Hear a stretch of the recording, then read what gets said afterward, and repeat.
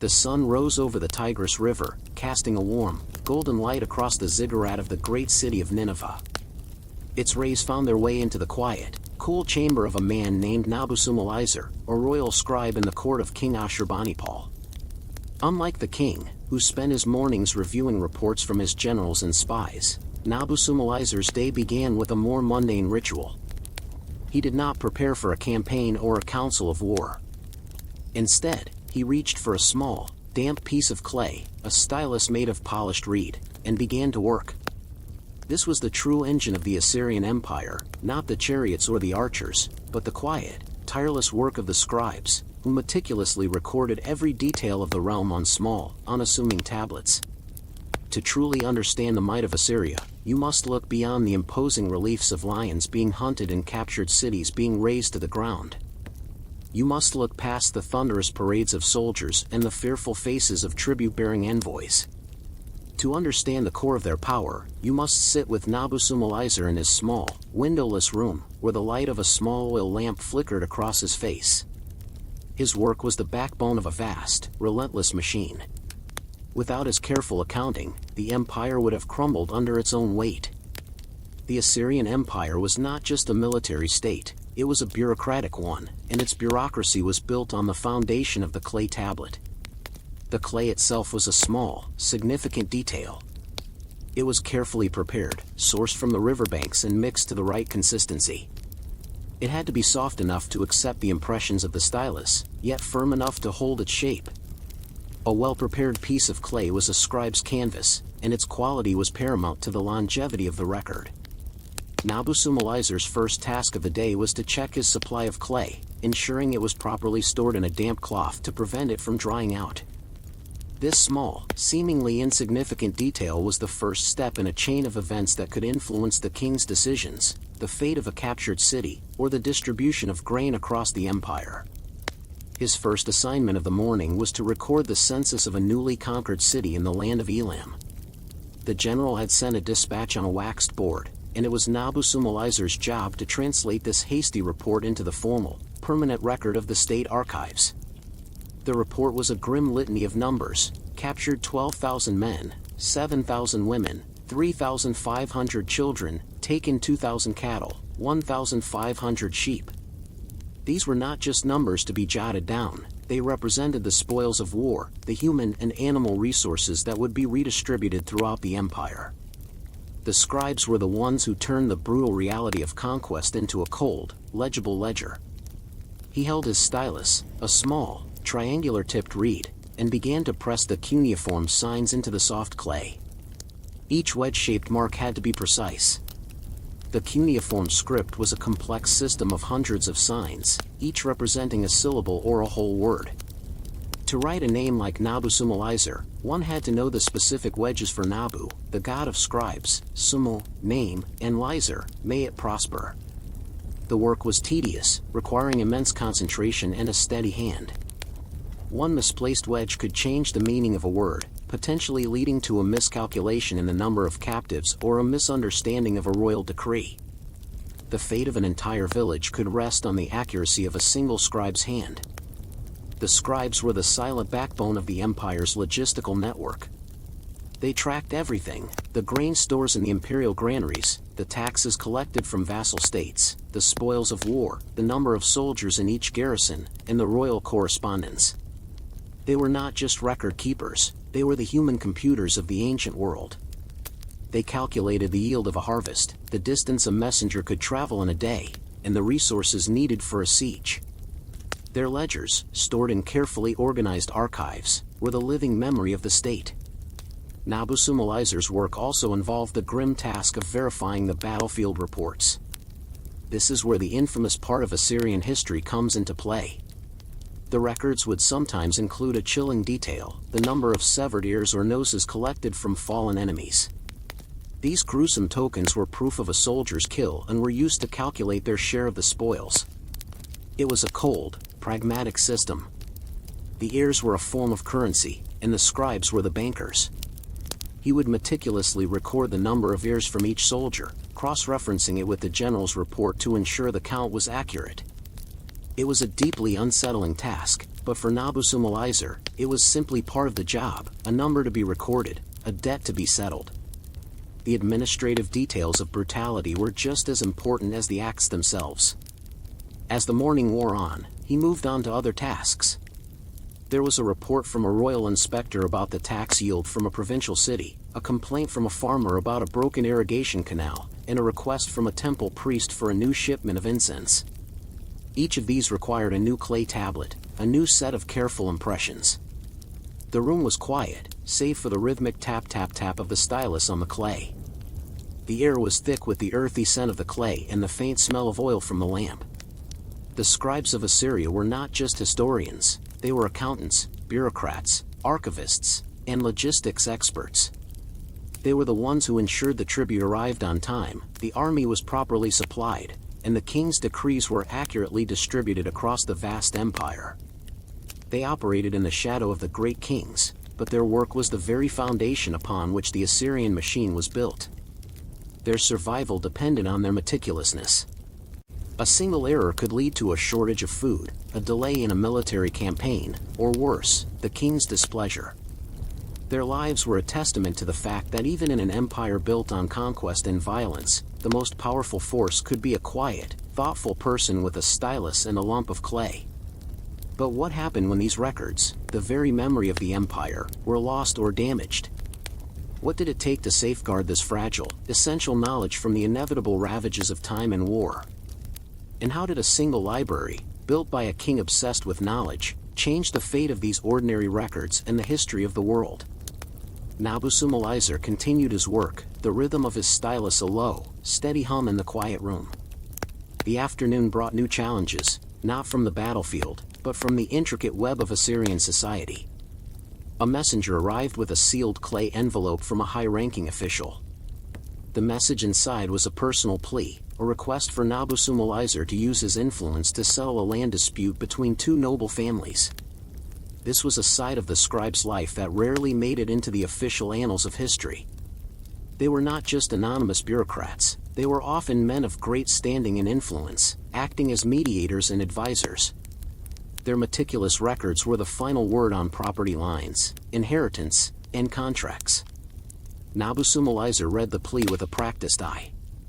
The issue was a classic one, a field's boundary had been shifted, and one family claimed the other had encroached upon their land.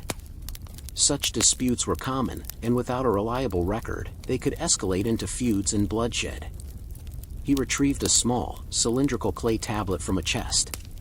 It was a cadastral survey, a record of land ownership from the reign of a previous king. As he rolled the cylinder across a soft clay tablet, the cuneiform script of the past appeared, a perfect, detailed map of the field in question. The original boundary line was clear, marked by a stone that had long since been moved. He carefully wrote out his findings on a new tablet, citing the original record and recommending a solution. This tablet, once baked and hardened, would become a new legal document, a testament to the power of the written word to bring order to chaos. This highlights a key aspect of Assyrian life that is often overlooked. Beyond the grand military campaigns and the towering palaces, daily existence was governed by a complex system of laws and contracts. The scribes were the custodians of this system. They drafted marriage agreements, wrote down sales contracts for houses and slaves, and documented inheritances. The concept of legally binding documents was well established, and the scribes were the notaries of their time. A simple contract for the sale of a goat was as important to the scribe as a royal decree. Each one was a piece of the intricate mosaic that was the Assyrian Empire. Nabu-Sumalizer's work was also tied to the royal family's personal life. A messenger from the queen's court arrived, requesting a list of all the exotic plants and animals sent as tribute from the far-flung corners of the empire. The queen was planning a new garden and wanted to know what was available in the royal storerooms. Nabu-Sumalizer had a specific set of tablets for this purpose, a kind of royal inventory. He sifted through the tablets, his fingers stained with the fine dust of baked clay, pulling out records of cedar trees from Lebanon, rare spices from Arabia, and wild beasts from the lands of the Urartians. This quiet work connected him to the most intimate parts of the royal family's life, showing that the scribal profession was not limited to the grand affairs of state. the scribes were also the intellectual elite of the empire. They were literate in a society where most people were not, giving them immense social standing. Their training began in childhood and was a rigorous process that could take years. A future scribe would start by learning the basic cuneiform signs, practicing them on clay tablets that were often no bigger than a child's hand. They would progress to more complex texts, memorizing lists of signs, words, and grammatical rules. This system of education was highly structured, and a tablet house, or scribal school, was a place of serious study and discipline. To become a scribe was to join a select club, an intellectual fraternity that transcended social class. Nabu-Sumalizer himself had likely undergone such a training, and the years of practice were evident in the effortless way his stylus glided across the clay. One of his most critical tasks was the maintenance of the royal library. King Ashurbanipal was a patron of the arts and sciences, and he had a particular passion for knowledge. He had decreed that all ancient texts, from hymns to medical treatises, should be copied and stored in a vast library in his palace at Nineveh. Nabu-Sumalizer and his fellow scribes were the librarians, responsible for the copying, cataloging, and preservation of this immense collection. The tablets were organized by subject and carefully arranged on shelves, each one labeled with a small tag indicating its contents. This was the world's first true library, a systematic attempt to gather and preserve human knowledge. Nabu-Sumalizer's work on that ordinary day in Nineveh was a microcosm of the Assyrian Empire's administrative core. He had documented a census, resolved a legal dispute, handled a royal request, and continued the task of preserving the world's knowledge. As the sun began to set, he prepared for the final, crucial step of his daily work, the baking of the tablets. The clay tablets he had so meticulously inscribed were still soft and vulnerable. A drop of water, a careless hand, or even the passage of a few weeks could cause the signs to smudge and the record to be lost forever. To make the tablets permanent, they had to be fired in a kiln. This was a process of transformation, where the soft, malleable earth became hard, durable stone. Nabu-Sumalizer carefully carried his day's work to the palace kiln room, a place of controlled heat and a great furnace. He arranged the tablets on shelves, ensuring they were spaced correctly to allow for even firing. He did this with the same care as a sculptor preparing a masterpiece for a final firing. The process was slow and precise. Too much heat could crack the tablets, while too little would leave them brittle and impermanent. This final act of preservation was the defining legacy of the scribes. It was why their records survived the millennia. While papyrus scrolls from Egypt and parchment from Greece have largely disintegrated, the baked clay tablets of Assyria and Babylon remain, an enduring testament to a civilization's obsession with record-keeping.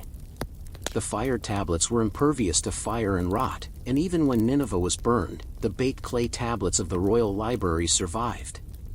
The end of the Assyrian Empire was not a quiet, administrative decline, it was a violent and decisive event.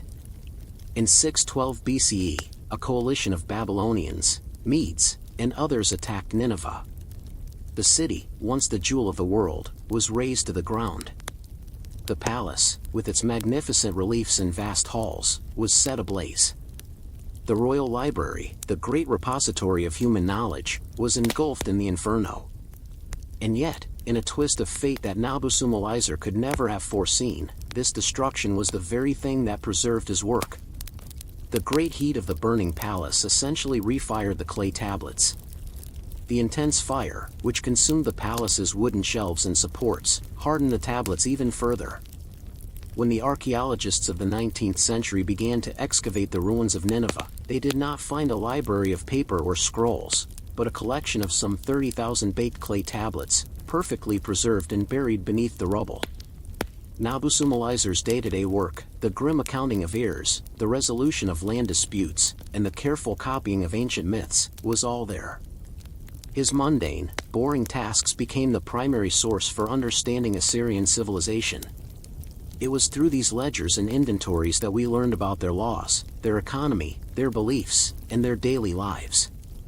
We know about the details of their military campaigns, not just from the grand reliefs, but from the cold, hard numbers jotted down on a piece of clay. We understand their literature, not from a single account, but from thousands of meticulously copied texts. The Assyrian scribes, in their quest to create a perfect and permanent record, gave us a window into their world that no other civilization of the time could.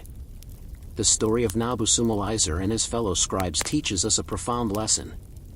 History is not just made by kings and generals, but by the quiet, dedicated people who document their actions. The most significant outcomes in history often stem from the most mundane tasks. The power of the Assyrian Empire was not just in its military might, but in its ability to manage, organize, and record. The survival of their legacy, against all odds, was a direct result of the simple act of baking a piece of clay. Their work was the silent, bureaucratic heart of a great empire, and it is the reason we know them today. This seemingly dull act of writing on clay has had a lasting impact. Our own modern obsession with data and record keeping, from digital archives to legal contracts, has its roots in these early bureaucratic systems. The act of creating a permanent, verifiable record to manage a complex society, that fundamental idea, began in the quiet chambers of scribes like Nabusumalizer. His day, a collection of boring, tedious tasks, was ultimately an act of historical preservation that has allowed us to connect with a world that would otherwise have been lost to time. And so, we must ask ourselves, what seemingly mundane or boring task are we doing today that, one day, will become the primary source for understanding our own time? The year is 586 BCE.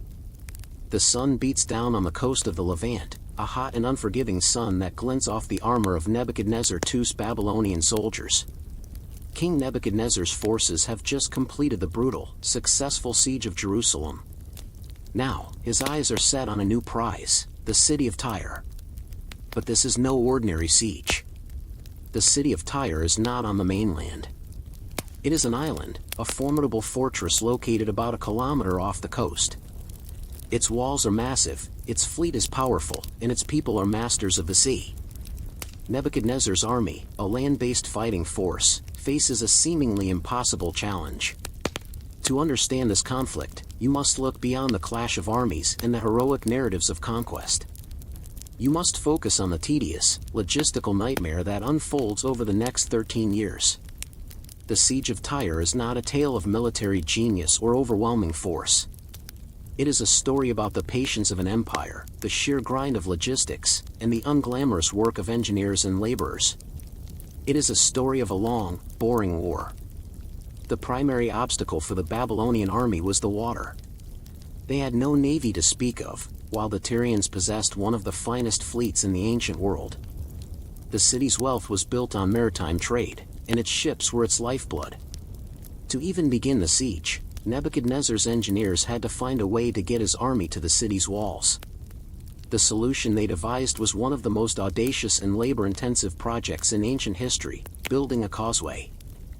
This was not a glorious campaign to be remembered in victory parades. This was a construction project. It began with simple, back-breaking work. Thousands of Babylonian soldiers and enslaved laborers were tasked with gathering stones from the mainland shore and dumping them into the shallow waters between the mainland and the island. This was a process of slow, agonizing progress. Imagine the scene: men, day after day, year after year, carrying heavy baskets of rocks and earth, wading into the sea, and dropping them into the murky water. The causeway slowly grew, but it was an immense undertaking, a testament to the fact that wars are often won not by grand gestures, but by the accumulation of small, tedious tasks. The Tyrians, watching from their impenetrable walls, were not passive observers. They harassed the Babylonian workers with their ships, launching missiles and projectiles from a safe distance. They were fighting a war of attrition, using their mobility and naval power to frustrate and slow down the enemy. They knew that their best defense was time. They had vast stores of food, and their trade routes, while restricted, were not completely cut off. They could wait out the Babylonians. The Babylonian army, on the other hand, had to maintain a long supply line. Food, water, and equipment had to be brought in for thousands of soldiers and laborers. Scribes and quartermasters had to meticulously record every incoming caravan and every ration distributed. The logistics of feeding and housing an army for over a decade in a static position were a monumental challenge. The success of the siege did not rest on Nebuchadnezzar's strategic brilliance, but on the uncelebrated efficiency of his quartermasters and accountants. The construction of the causeway was a slow, deliberate act of will. For years, the work continued, inch by inch, yard by yard. The causeway would be built, a temporary and vulnerable structure, only to be partially destroyed by storms or Tyrian raids. The Babylonians would rebuild, and the process would start all over again. The siege of Tyre was not a single, dramatic event, but a series of small, repetitive, and often disheartening actions. So why did the Babylonians endure this 13-year-long ordeal? Why was the capture of this island city so important to an empire that had already conquered so much of the region? And what was the final, unglamorous detail that ultimately turned the tide in favor of the Babylonians? The grinding, 13-year siege of Tyre was a testament to the Babylonian Empire's unwavering focus on its economic and strategic goals. Tyre was not just a city, it was the hub of a vast commercial network that stretched across the Mediterranean. Its merchants controlled trade routes for prized goods like purple dye, which was made from the murex snail and was a symbol of royalty and immense wealth throughout the ancient world. They also traded in metals, timber, and slaves. For Nebuchadnezzar too, capturing Tyre meant not just eliminating a rival power, but seizing control of a key economic asset. The city's wealth, once its greatest strength, was also the prize that motivated the Babylonians' grueling effort. The logistical challenges were immense and extended far beyond simply building the causeway. Maintaining an army of thousands for over a decade required a monumental administrative effort.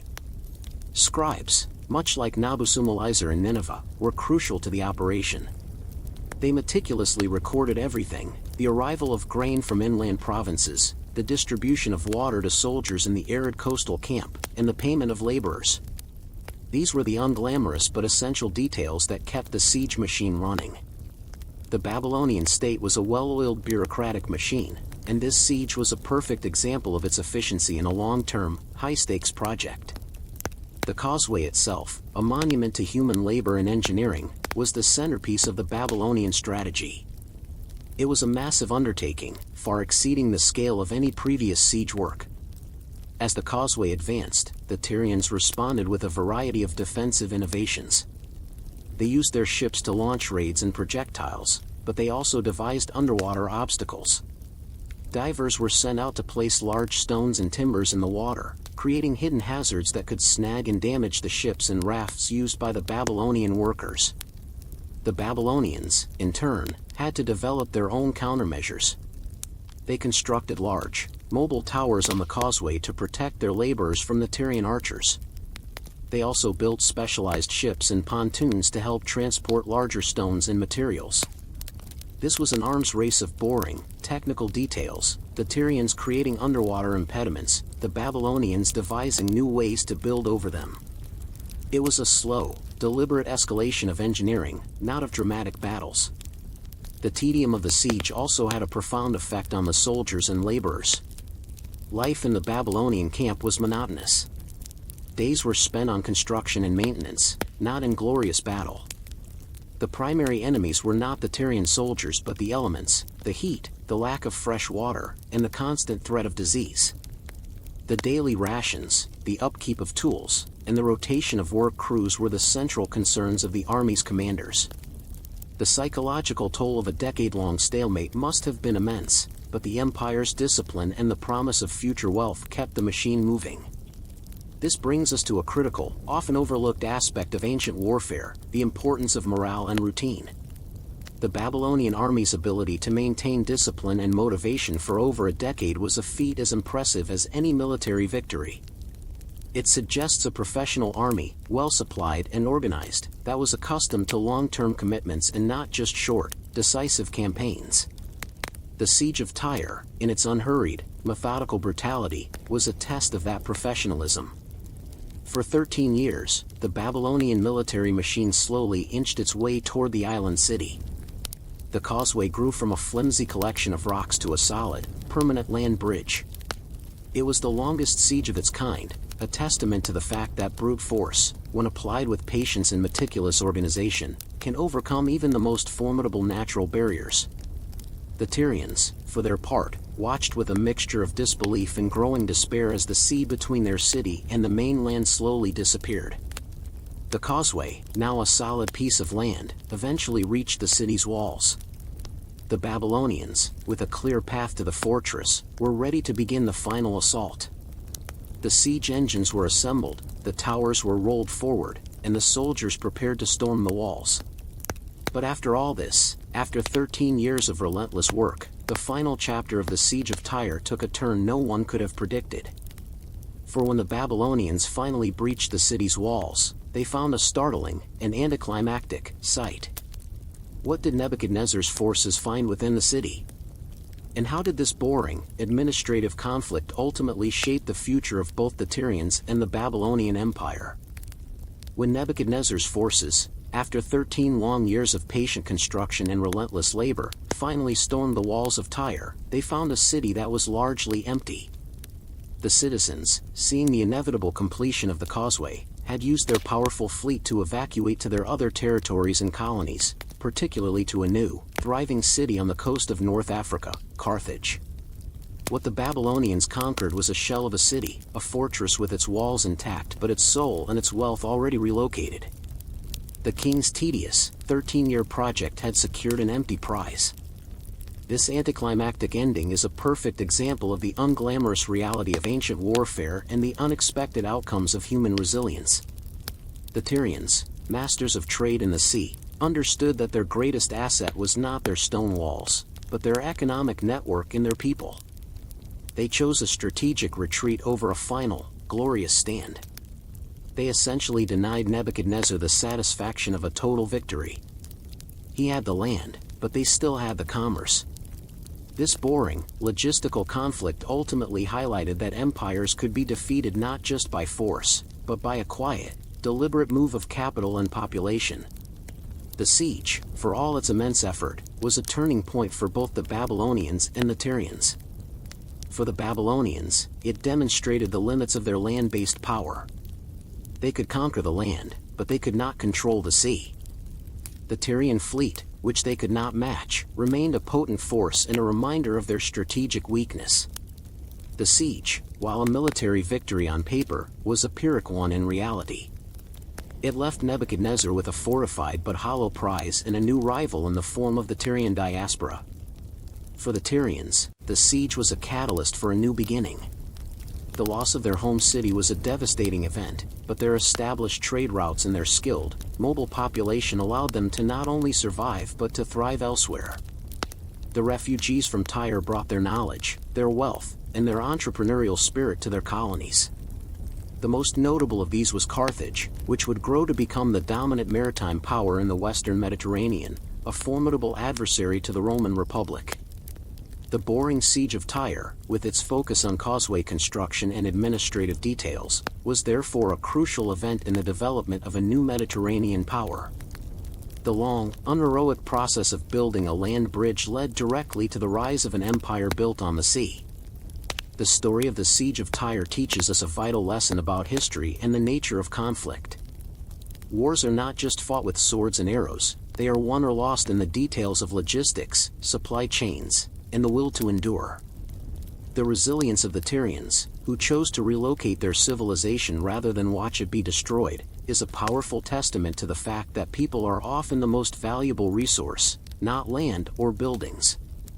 Their boring escape was a more significant strategic move than any battle could have been. This event forces us to reevaluate our definition of victory. Was the siege a success for Nebuchadnezzar? He conquered the city, but at the cost of 13 years of effort, and he failed to capture the true wealth of Tyre. Did the Tyrians lose? They lost their city, but they laid the foundation for a new, even more powerful empire. The siege of Tyre, for all its tedium, was a critical moment where the old rules of conquest were challenged, and the future of two civilizations was quietly, and quite unglamorously, reshaped. It shows us that in the grand narrative of history, the unexciting, methodical, and often overlooked details are the ones that can have the most profound and lasting impact. The year is approximately 640 BCE. We return to the city of Nineveh, But this time, our focus shifts from the daily grind of a single scribe to the grand vision of his king, Ashurbanipal. Unlike the brutal, expansionist kings who came before him, Ashurbanipal had a unique passion that would define his legacy: knowledge. He was not just a conqueror, he was a scholar. He famously boasted in his inscriptions that he was the only king who could read and write cuneiform, a skill that few Assyrian elites possessed. This deep personal interest led him to embark on a quiet, unprecedented project: the creation of a vast, royal library. This was not a library in the modern sense, with books bound in leather and paper pages. It was a collection of tens of thousands of clay tablets, each one a piece of the vast, intricate tapestry of Mesopotamian civilization. To understand the significance of this library, you must set aside the image of a great, ornate hall and instead imagine a series of small, climate-controlled chambers, lined with shelves of baked clay. The air would have been cool and dry, smelling of earth and old oil. This was the fortress of the mind, a place built to outlast the ravages of time and war. Ashurbanipal's ambition was simple yet monumental: to collect every piece of written knowledge from every corner of his empire. He sent his scribes and agents throughout the land, with orders to copy every text they found. Their mission was to acquire copies of everything: hymns to ancient gods, royal decrees, mathematical tables, medical diagnoses, astronomical observations, and epic poems like the Epic of Gilgamesh. He was not interested in what was useful to the state. He was a true collector, a man obsessed with the sheer volume of human thought and experience.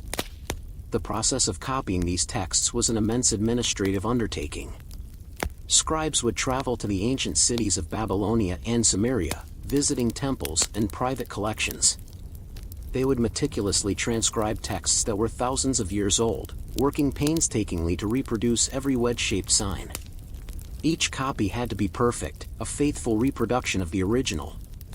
The scribes would often add a colophon at the end of the tablet, a small inscription noting the original source of the text, the name of the scribe who copied it, and a curse on anyone who would dare to damage or steal the tablet. These colophons, in their small, bureaucratic detail, give us a glimpse into the minds of the people who created this magnificent collection. The library was also a massive cataloging project. The tablets were organized by subject, each section of the library dedicated to a different field of knowledge. There were sections for divination, medicine, and administrative documents. The most important texts were even marked with a small hole in the corner, so they could be strung together in the correct order. The scribes were the librarians and archivists of this system, and their careful organization was the key to making this vast collection usable. This was not a random pile of tablets, but a carefully curated, systematically organized repository of knowledge. But why would a king of a brutal, expansionist empire be so invested in the preservation of old stories and medical advice? What was the deeper purpose behind this massive, boring, and seemingly impractical project? And how did this king's personal intellectual curiosity lead to one of the most significant archaeological discoveries in history? Ashurbanipal's deep personal interest in knowledge was driven by a practical, and perhaps even superstitious, motive. He saw knowledge as a form of power, not just over his enemies, but over the forces of the universe itself. His library was not a mere collection of stories, it was a manual for ruling the world. He believed that by understanding the patterns of the stars, the movements of the planets, and the omens contained within ancient texts, he could predict the future and ensure the prosperity of his empire. The most important parts of the collection were the omen texts, which were meticulously copied and studied. These texts contain thousands of years of observations on everything from the flight of birds to the entrails of sacrificial animals, and they were used by the king's diviners to advise him on everything from military campaigns to the best day to perform a royal ritual. The library was also a repository of practical knowledge. Ashurbanipal's scribes copied medical texts that detailed remedies for various ailments, and astronomical texts that tracked the movements of celestial bodies with astonishing accuracy. This boring scientific data was the key to maintaining a stable and prosperous kingdom. Accurate calendars were essential for agriculture and for organizing religious festivals. Understanding the movement of the stars was crucial for navigation and for interpreting divine will. The king saw no distinction between the mundane and the magical. All knowledge was a tool to be used for the benefit of the state. The act of collecting and copying these texts was a form of political and cultural conquest. By bringing the texts of conquered cities, particularly the old, venerable texts of Babylonia, to Nineveh, Ashurbanipal was not only preserving their knowledge but also asserting his own cultural dominance. He was demonstrating that the Assyrians, once seen as a brute military force, were now the inheritors and custodians of a much older and richer cultural tradition. He wanted to be remembered not just as a great warrior but as the intellectual successor to the great kings of Sumer and Akkad. The library was a silent, powerful monument to this ambition. But the most fascinating aspect of the library lies in its mundane, bureaucratic details. The tablets were organized not just by subject but by the royal seal of the king who owned them. The colophons, those small inscriptions at the end of each tablet, were a form of intellectual property record. They told a story about the journey of the text, from a temple in Babylon to the shelves of Ashurbanipal's library. They are the footnotes of history, the quiet, unheroic details that allow modern scholars to trace the intellectual history of a civilization. These colophons show us that the scribes and librarians were not just laborers, they were scholars in their own right, proud of their work and conscious of their role in preserving the past. The library was a reflection of Ashurbanipal himself, a complex and contradictory figure who was both a brutal conqueror and a dedicated scholar. It was his personal obsession, a monument to his belief that knowledge was the ultimate power. But what was the fate of this magnificent collection? What happened when the library, the quiet heart of the empire, was put to the ultimate test by the very violence that had created the Assyrian Empire in the first place? And how did a cataclysmic event designed to destroy the Assyrians' legacy end up preserving it for all time? The fate of the library of Ashurbanipal was inextricably tied to the fate of the Assyrian Empire itself. In 612 BCE, the combined forces of the Medes and Babylonians laid siege to Nineveh. After a prolonged and bitter struggle, the city fell. The conquerors, seeking to erase every trace of the hated Assyrian rule, set the magnificent palace of Ashurbanipal ablaze. The wooden beams, the furniture, and the magnificent murals all succumbed to the flames. The library, a monument to the king's scholarly ambition, was meant to be destroyed along with the rest of the palace. However, in a remarkable twist of fate, the very material the scribes had used to record their knowledge became its ultimate savior. Unlike papyrus or parchment, which would have been reduced to ash, the clay tablets were not destroyed by the fire. On the contrary, the intense heat of the conflagration acted like a colossal kiln, baking the unbaked clay tablets even harder. This unintentional firing made them far more durable and resistant to the elements. As the palace collapsed, the tablets were buried under layers of rubble and dust, where they remained, perfectly preserved, for over 2,500 years. When archaeologists like Austin Henry Layard and Hormuzd Rassam excavated the ruins of Nineveh in the mid-19th century, they found the library exactly as it had been left. Piles of tablets lay scattered on the ground, having fallen from their wooden shelves.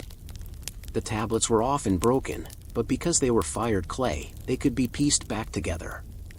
The discovery was monumental, a window into a world that had been lost for millennia. The library provided modern scholars with an unprecedented wealth of information. The tablets confirmed historical events mentioned in the Bible and other ancient texts, but more importantly, they offered a perspective on Assyrian life that went far beyond the simple narrative of conquest and brutality. We learned about their legal system from the contracts and legal decisions, their scientific knowledge from the astronomical observations and medical texts, and their religious beliefs from the hymns and omen texts. The Epic of Gilgamesh, a story that was a staple of Mesopotamian culture for centuries, was pieced together from fragments found in the library, giving us one of the oldest surviving works of literature. The ultimate irony of the library of Ashurbanipal is that its destruction was the very thing that ensured its preservation. The brutal act of setting fire to a palace, meant to be a final, destructive blow to the Assyrian legacy, instead turned their fragile records into an enduring monument. The story of the library teaches us that history is often preserved by the most mundane and unexpected details. The Assyrian obsession with bureaucracy and record-keeping, a seemingly boring detail of their culture, led them to use a material that could withstand the very force meant to obliterate them. This collection, born from a king's personal intellectual curiosity and maintained by the quiet, dedicated work of thousands of scribes, is a profound testament to the human desire to document and preserve.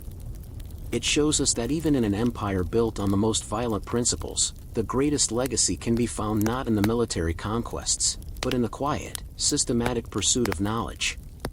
The Library of Ashurbanipal stands as a powerful reminder that while empires crumble, the knowledge they create and the records they keep can outlast them by thousands of years. The boring details are what endure. The year is 539 BCE. The city of Babylon stands as the most magnificent metropolis in the ancient world. Its walls are said to be wide enough for a chariot to turn on, its ziggurat, the Edom and Enki, rises to touch the heavens, and its streets hum with the trade of a vast empire.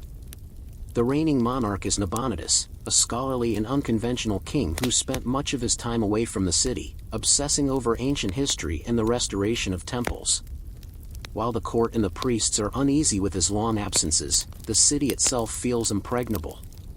The narrative often told of its fall is one of dramatic betrayal and a swift, decisive conquest by Cyrus the Great of Persia.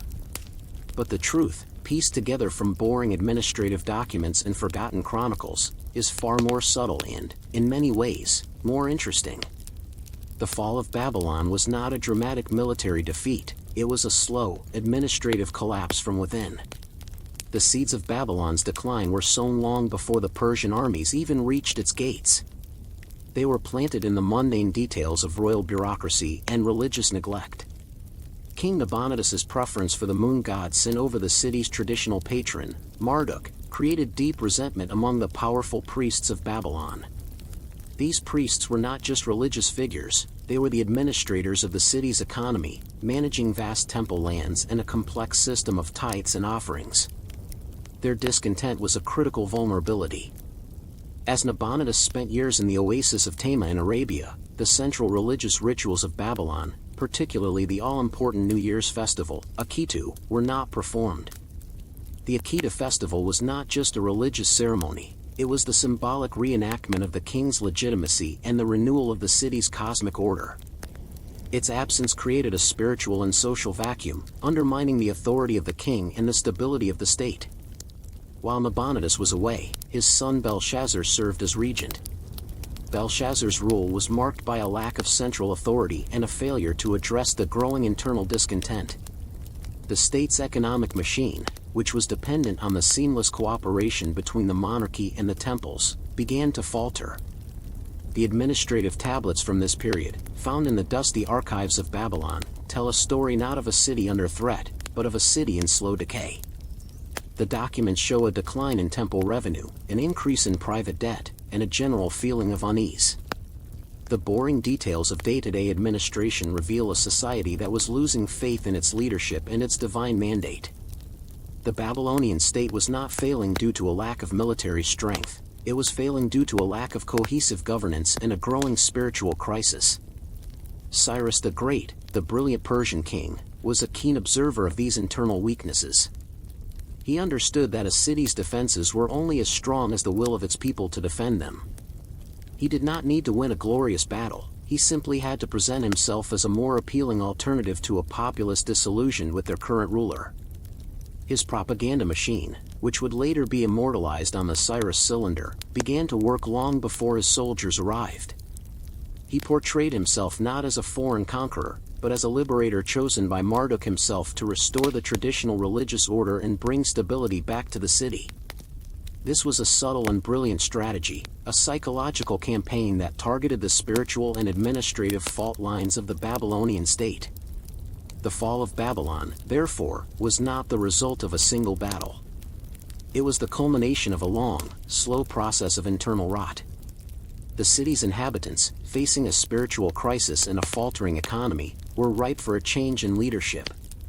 The true story of Babylon's collapse is not found in the thunder of war drums, but in the quiet, desperate pleas for help inscribed on administrative tablets and the growing discontent in the temple records. It was a victory won not on the battlefield, but in the minds and hearts of the people.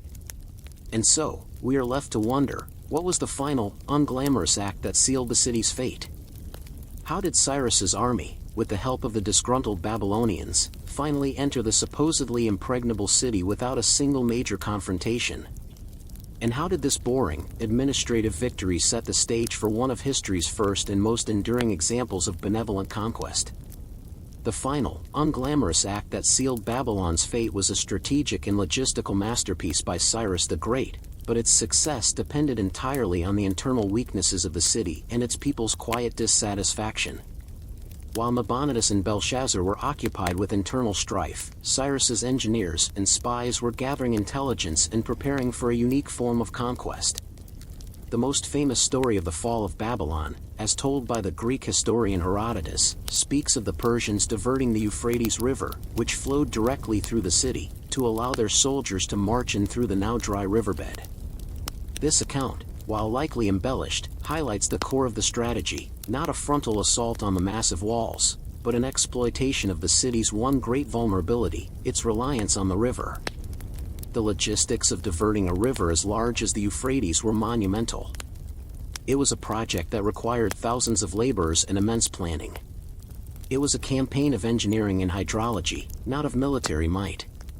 Persian scribes would have meticulously planned the construction of canals and dams, and quartermasters would have been responsible for feeding and housing the massive labor force. This was a slow, methodical process, the very opposite of a quick, decisive battle.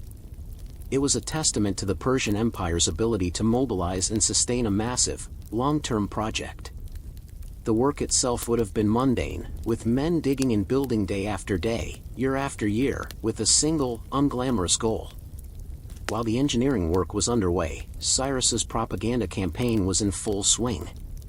He continued to present himself as a restorer of the natural order, a champion of the god Marduk who had been neglected by the eccentric King Nabonidus. He was not a foreign king, but a divinely appointed liberator. This narrative found a receptive audience among the disgruntled priests and citizens of Babylon. The city's inhabitants, whose faith and economy were intertwined with the worship of Marduk, saw in Cyrus a solution to their spiritual crisis. The city's administrative records from this period, particularly those from the temples, show a surprising lack of preparedness for a siege. There are few documents related to the conscription of soldiers or the stockpiling of food, a stark contrast to other besieged cities. The people of Babylon were not preparing to fight a war, they were quietly waiting for their king to be replaced. The most revolutionary part of the cylinder, however, is its list of decrees. Cyrus proclaims that he has restored the temples and rituals of the gods, returned the statues that Nabonidus had taken, and, most importantly, allowed the exiled populations to return to their homelands. This was an astonishing promise in the ancient world. For the Jewish people, who had been exiled from Jerusalem by the Babylonians, this decree meant they could finally go home and rebuild their temple. It was an act of tolerance and compassion that was unprecedented for its time. The Cyrus cylinder is a powerful testament to the idea that a peaceful, administrative conquest could be a more effective way to build an empire than a brutal one. It shows us that Cyrus understood the power of ideas in public relations. He was not just a warrior, he was a master of political messaging. But why did this seemingly simple document have such a profound and lasting impact on history? And how did a king's political decree, a boring administrative record, come to be hailed as one of the world's first charters of human rights? The Cyrus cylinder's profound impact lay in its revolutionary approach to governance. Previous empires, like the Assyrians and the Babylonians, operated on a principle of cultural erasure. Their conquest was designed to break the identity of the conquered peoples, to force them to assimilate into the imperial culture. The mass deportations, the destruction of temples, and the forced worship of foreign gods were all tools of this policy. Cyrus, however, recognized the immense logistical and administrative burden of this approach. It required constant military presence, led to frequent rebellions, and made it difficult to govern a vast, multi-ethnic territory effectively. His new model, articulated in the cylinder, was based on a principle of tolerant co-option. By allowing conquered peoples to maintain their own cultures, religions, and administrative structures, he transformed them from resentful subjects into loyal, integrated parts of the empire. The Persians provided the overarching political and military framework, while the local populations handled the day-to-day administration and religious life. This was a form of pragmatic tolerance. The Jews were not just allowed to return to Jerusalem, they were given state funds to rebuild their temple. In return, they became a loyal and productive part of the Persian Empire. This was a win-win situation, a boring but brilliant administrative solution to the problem of imperial governance. The cylinder is a testament to the Persian genius for governance and logistics. The empire they built was a masterpiece of administration. They established a system of provinces, known as satrapies, each with its own governor, satrap, who was responsible for collecting taxes and maintaining order. The satraps, however, were monitored by royal inspectors, the eyes and ears of the king, who reported directly back to the central government. This dual system ensured that the provinces were well governed while preventing any one satrap from becoming too powerful. The famous Royal Road, a meticulously planned network of roads and inns, allowed for rapid communication and movement of troops and goods across the empire. These seemingly unexciting details of imperial bureaucracy were the true source of Persian power. The Cyrus cylinder was the ideological foundation for this new, stable, and long-lasting empire. It was a declaration of intent, a promise that the Persians would rule not through fear, but through a kind of administrative partnership. The document's message was clear: submit to the great king, pay your taxes, and in return, you will be allowed to live your life and worship your gods in peace. This was a far more sustainable model of empire than the brutal, short-lived empires that came before. But the cylinder's significance goes far beyond the pragmatic. The document's quiet promises of religious freedom and the right to return home were unheard of in the ancient world. It stood as a beacon of a new kind of rule. And yet, this seemingly noble decree also served a very specific political purpose. Was it truly a charter of human rights, or was it simply a masterwork of political spin? And how did a boring, bureaucratic document become the first example of a principle that would later form the foundation of our own modern ideas of human rights and religious freedom? The Cyrus cylinder, in its quiet, unassuming permanence, was a masterwork of political spin that, through time, evolved into something far more significant. While it was undoubtedly a tool of propaganda designed to legitimize Cyrus's rule over Babylon, its pragmatic approach to governance laid the groundwork for a principle that would later form the foundation of our own modern ideas of human rights. The cylinder's promises of religious freedom and the right of return for exiled peoples were not made out of pure benevolence. They were made because Cyrus understood that a stable, productive, and prosperous empire required the cooperation of its diverse subjects. The key to this success was a move away from the unsustainable policies of mass deportation and cultural destruction. The Assyrians and Babylonians had used these methods to break the will of their enemies and to prevent rebellion, but it was a costly strategy. It required constant military enforcement, and it turned vast swaths of the empire into centers of simmering resentment. Cyrus's method was cheaper, more efficient, and ultimately more stable. By allowing the Jewish people, among others, to return to their homelands and rebuild their temples, he turned a deeply resentful population into a grateful and loyal one. This act of quiet, administrative tolerance was a more powerful tool for imperial control than any army could ever be. The Jews, in turn, saw Cyrus as a liberator, a figure ordained by their own God to fulfill his will. This is a profound testament to the power of a single, well-crafted administrative decree. The cylinder's legacy extends far beyond its initial political purpose. As the document was translated and studied over centuries, its message of religious tolerance and the right to self-determination resonated with later generations. It was a tangible, ancient example of a ruler who chose cooperation over subjugation. In the 20th century, the cylinder was even referenced as a precursor to the modern Universal Declaration of Human Rights. While this is anachronistic, Cyrus was a king, not a democrat. The document's core principles of a right to home and to religious practice were revolutionary for their time. It showed that a new, more humane form of governance was possible.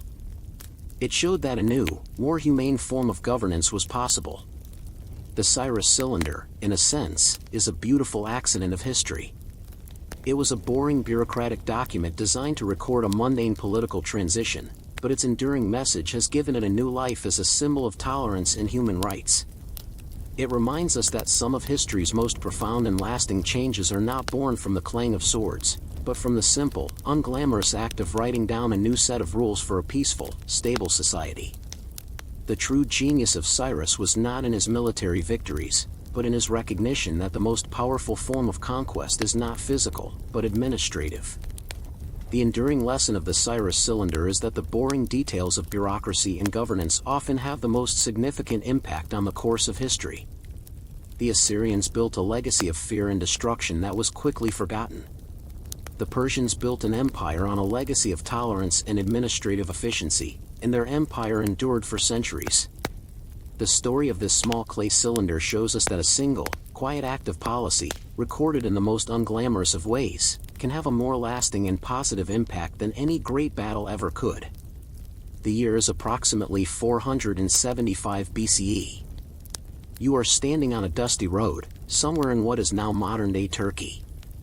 It is not a Roman road, with its grand paving stones and legionary markers. This is the Persian Royal Road, a meticulously planned and maintained network that stretches for over 1,600 miles, from the city of Sardis in western Anatolia all the way to the heart of the Persian Empire at Susa. This road was not built for armies to march on or for grand victory parades. It was built for a much more mundane, but ultimately more important purpose: communication. This is a story not of soldiers and kings, but of couriers, quartermasters, and the quiet, administrative efficiency that held a vast empire together. To truly understand the power of the Persian Empire, you must look beyond its magnificent palaces and its feared immortals. The true engine of the empire was its bureaucracy, and the royal road was its central nervous system. Its primary function was to facilitate the rapid transmission of messages and official decrees across a territory that spanned 3 continents. The speed of communication was vital to the empire's stability.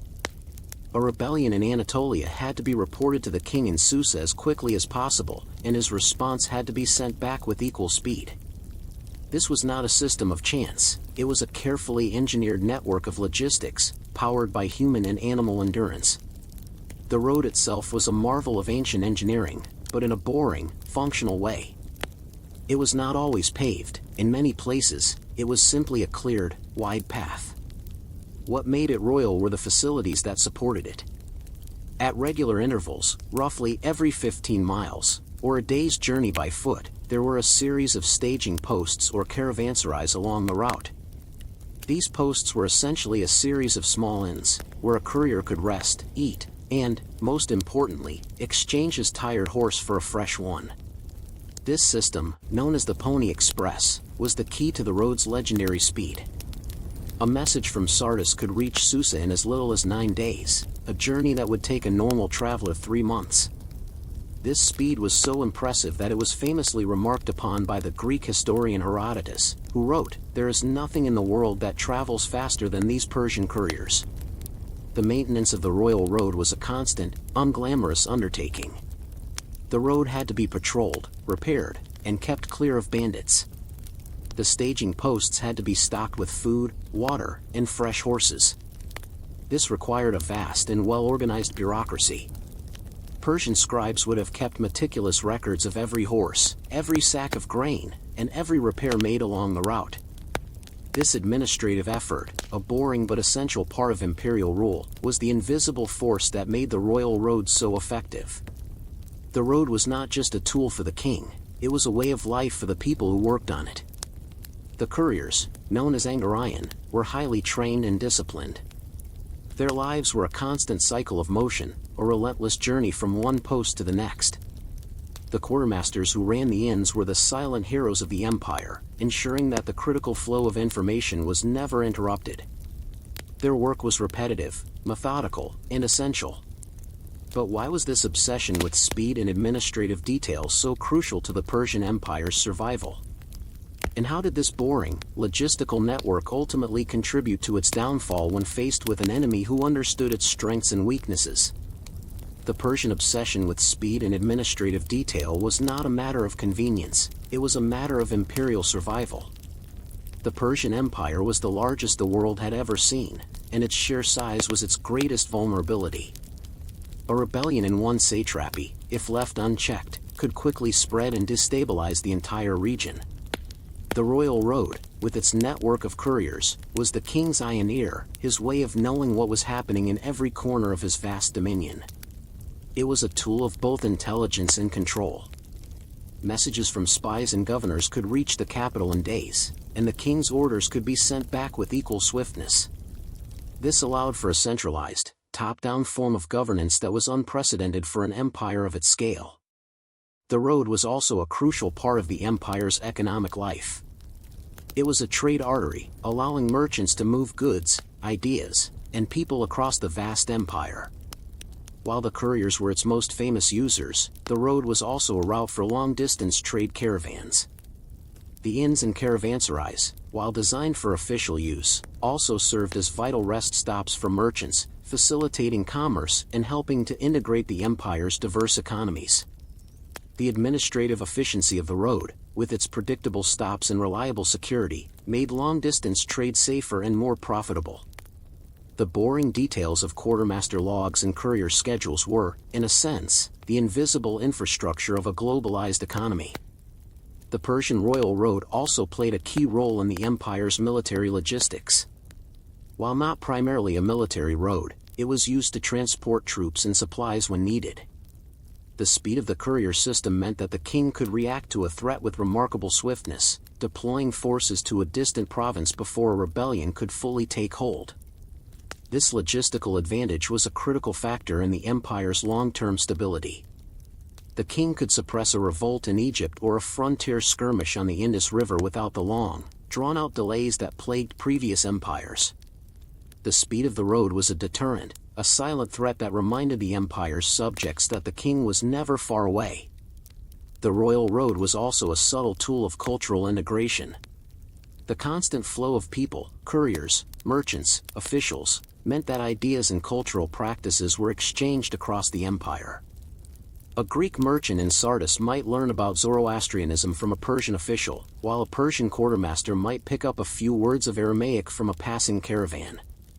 The road was a living, breathing network of cultural exchange, helping to create a shared identity across the vast and diverse empire. And yet, this marvel of administrative efficiency had a fatal weakness. It was a single, long artery that was vulnerable to a strategic cut. The Royal Road was a tool of central control, but what would happen if a brilliant, unconventional military commander understood how to use its very efficiency against it? And how did a Greek general, with a much smaller army, use this meticulous Persian system to bring about the downfall of the empire it was designed to protect?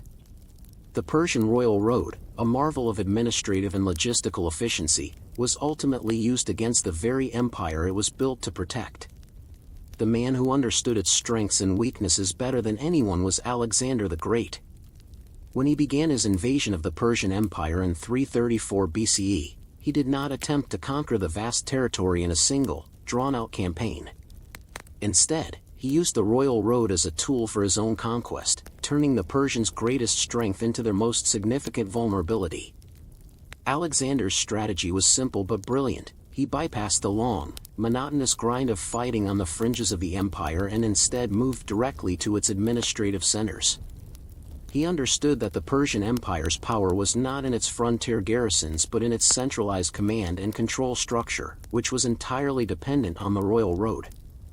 By capturing the key administrative hubs along the road, like Sardis, and later Susa and Persepolis, Alexander effectively decapitated the empire, cutting off the head from the body. He did not have to defeat every single Persian army in every satrapy, he simply had to control the central nervous system of the empire. Alexander's genius lay in his ability to use the Persian system to his advantage. Once a city on the Royal Road was captured, he immediately used the road and its courier system to send his own messages and decrees. He didn't have to build his own infrastructure, he simply took over the existing one. He used the very same network of inns and couriers to dispatch his orders, to gather intelligence, and to move his troops. The very system designed to ensure rapid communication and control for the Persian king became the perfect tool for his overthrow. The royal road, a symbol of Persian administrative genius, became the highway to its own destruction. The story of the royal road and its role in the fall of the Persian Empire is a powerful lesson in the unglamorous reality of power. The empire was not brought down by a single, climactic battle, but by the slow, methodical dismantling of its bureaucratic and logistical network. Alexander's victory was as much an administrative one as it was a military one. He won because he understood that the mundane details of governance and logistics were just as important, if not more important, than the size of an army. The legacy of the Persian royal road is not in its grand architectural feats but in its enduring lesson about the nature of power. It shows us that a vast, multi-ethnic empire cannot be sustained by military force alone. It requires a quiet, boring, and meticulous system of communication and administration to hold it all together. The royal road was the physical manifestation of that principle, and its co-option by Alexander the Great was the ultimate irony of its long and influential life. The boring details of logistics are often what make or break empires. The year is approximately 1274 BCE. Two of the greatest empires of the ancient world are locked in a struggle for control of the Levant. On one side stands Ramesses II, the mighty pharaoh of Egypt, with his massive army of chariots and infantry. On the other side is Muwatalli II, the king of the Hittite Empire, a powerful rival from the north. The two armies clash at a place called Kadesh, a strategic city on the Orontes River. The battle itself, as described in grand hieroglyphic reliefs on Egyptian temples, was a chaotic and brutal affair. Ramesses II famously claimed a stunning, one-sided victory, portraying himself as a lone hero who single-handedly saved his army from annihilation. But the truth, as revealed by boring administrative texts found in both empires, tells a far more nuanced and fascinating story. The real outcome of the Battle of Kadesh was not a military victory but a diplomatic stalemate that led to the world's first recorded peace treaty. To understand this event, you must look beyond the glorious depictions of pharaohs trampling their enemies. The Battle of Kadesh was, at its core, a logistical nightmare. Ramesses's army had to march for weeks through a hot, dry land to reach the battlefield. They were a massive force, and the logistics of feeding and watering thousands of soldiers, horses, and chariots was a monumental task. This slow, arduous march made them vulnerable to ambushes, and they were, in fact, caught off guard by the Hittites, who had a superior intelligence network and a more compact, well-supplied force. The Hittites' use of espionage and surprise was a key factor in the battle's initial stages, a testament to the unglamorous but essential role of intelligence in ancient warfare. The battle was a tactical mess for both sides. The Hittites, with their superior chariotry, initially routed the Egyptian advance guard. Ramesses II was nearly captured and had to fight his way out. The battle was a series of chaotic skirmishes and confused maneuvers. It was not a decisive victory for either side. Both armies suffered heavy losses, and neither was able to secure a clear advantage. The result was a military stalemate. After the battle, both sides claimed victory. Ramesses II, with his masterly use of propaganda, had the story of his heroic stand inscribed on the walls of temples throughout Egypt. The Hittites, on their part, also claimed a victory, and their own diplomatic and military records reflected this belief. The truth, however, lay in the boring, mundane reality of the situation. Neither side could afford to continue the war. The logistical cost of maintaining a massive army in the field was unsustainable, and the political and economic pressures at home were mounting. Both empires had pressing internal issues to deal with, from local rebellions to economic instability. The glorious victory was a facade, the reality was a very expensive and inconclusive war. And so, we are left with a simple, yet profound question: if neither side truly won the battle, why did they go to such great lengths to document their victory? And what unglamorous, administrative details were included in the peace treaty that followed, a treaty that would become the first of its kind in history? Both Egypt and the Hittite Empire went to such great lengths to document their victory at Kadesh because the battle was a political and economic stalemate, and they needed to spin the outcome to maintain their power and prestige. For Ramesses II, the defeat of his advance guard and the near disaster was a massive blow to his ego and authority. He could not admit to a defeat or a draw. His claim to the throne and his divine mandate were built on the idea of an invincible pharaoh. The grand reliefs at Karnak and Abu Simbel, with their exaggerated accounts of Ramesses's heroism, were propaganda designed to reassure his subjects and his rivals that he was still the most powerful ruler in the world. The Hittite king, Muwatalli II, faced a similar problem. He had repulsed the Egyptian invasion, but his army had also suffered heavy losses, and he was facing internal dissent and a growing threat from the Assyrians to the east. The Hittite victory inscriptions were just as much about maintaining internal stability as they were about celebrating a military success. The reality was that the stalemate at Kadesh forced both empires to reconsider their long-term strategies. The cost of the war, in terms of both manpower and resources, was simply too high. The logistics of maintaining a massive army in a foreign land were a constant drain on the state's coffers. The administrative records from both empires, which detail the distribution of grain, the conscription of soldiers, and the cost of maintaining the chariots, show a clear picture of a war that was economically unsustainable. The boring details of military accounting were a more powerful argument for peace than any battlefield defeat. This shared economic reality led to a series of diplomatic exchanges that culminated in the Egyptian-Hittite peace treaty in 1259 BCE, some 15 years after the battle. The treaty, which is the earliest known of its kind, was a masterpiece of ancient diplomacy. It was not a simple surrender document, it was a complex, multifaceted agreement that addressed every major point of contention between the two empires. The details of the treaty, which were inscribed on a silver tablet for the Hittites and on a stele for the Egyptians, were a fascinating glimpse into the administrative mindset of the ancient world. The fine print of the treaty was what made it truly remarkable. It was, first and foremost, a non-aggression pact. Both sides swore not to invade the other's territory. It then moved on to the more complex issue of mutual defense. If a third party were to attack either Egypt or the Hittite Empire, the other was obligated to come to their aid. This was a revolutionary concept, a military alliance between two former enemies. The treaty also contained provisions for extradition, stating that if a refugee or a political dissident from one empire fled to the other, they would be returned. This was a practical administrative solution to the problem of political instability. The treaty even had a prisoner exchange clause, a boring but humane detail that ensured the return of the captured soldiers from both sides.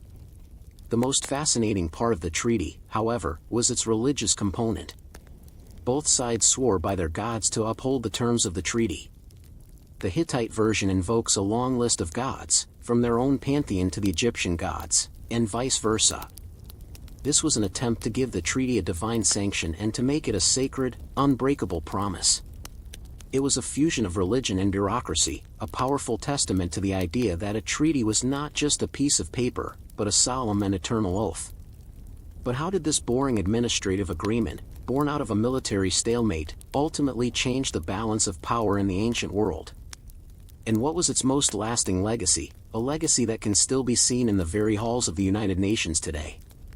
The Egyptian-Hittite peace treaty, born from the unglamorous reality of a military stalemate, fundamentally changed the balance of power in the ancient world by establishing a new, more stable geopolitical order.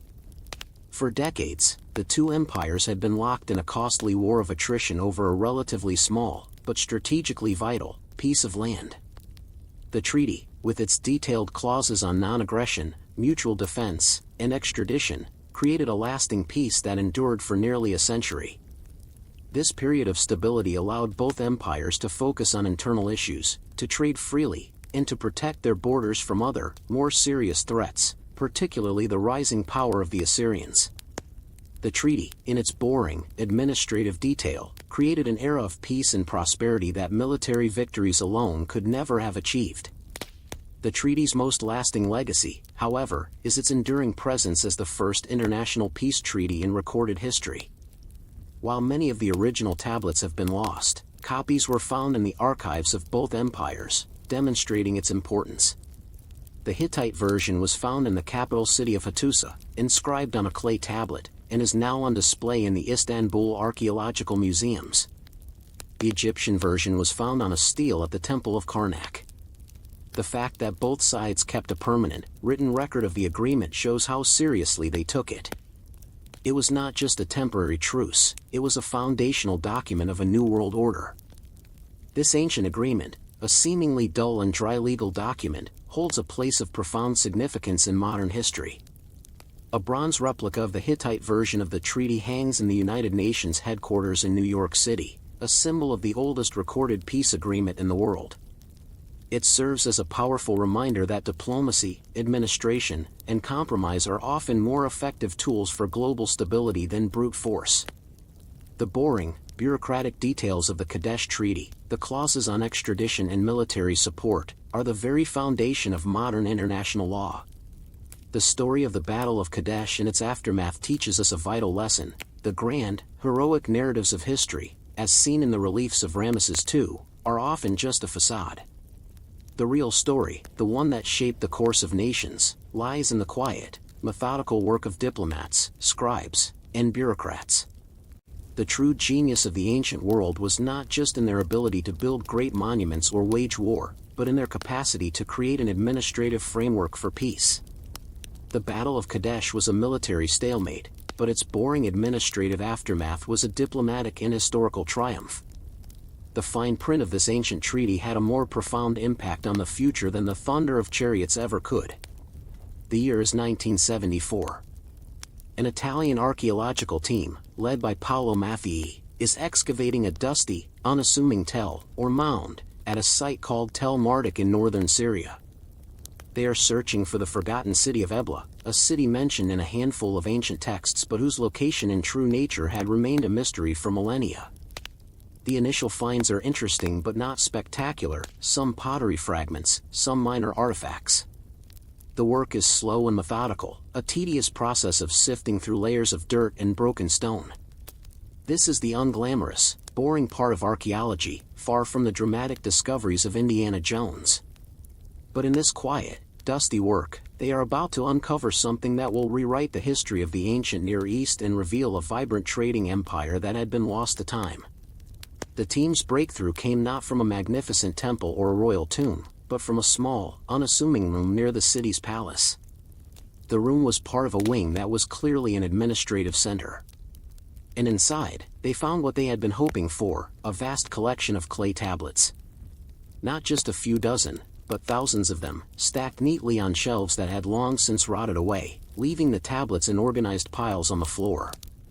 The tablets were covered in cuneiform script, and it was immediately clear that this was no ordinary collection. It was an entire archive, the administrative heart of the ancient city of Ebla.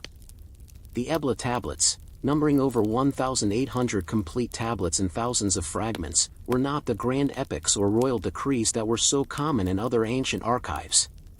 Instead, they were the most mundane of documents: ledger sheets, tax records, trade agreements, and lists of goods. They were the boring details of an ancient economy. They meticulously recorded every detail of Ebla's commercial life, from the weight of silver paid for a shipment of timber from Lebanon to the number of sheep sold to a neighboring city. This was not the story of kings and conquests, it was the story of merchants, accountants, and the flow of goods across the ancient world. The records painted a picture of a commercial superpower that had been completely forgotten. Ebla was not a military empire like Assyria, but a trading empire, a hub that connected Mesopotamia, Anatolia, and Egypt. The tablets listed trade goods that included wool, textiles, gold, silver, and timber. They detailed intricate trade agreements with cities that were once thought to be rivals, showing a network of commerce and diplomacy that was far more complex than historians had previously imagined.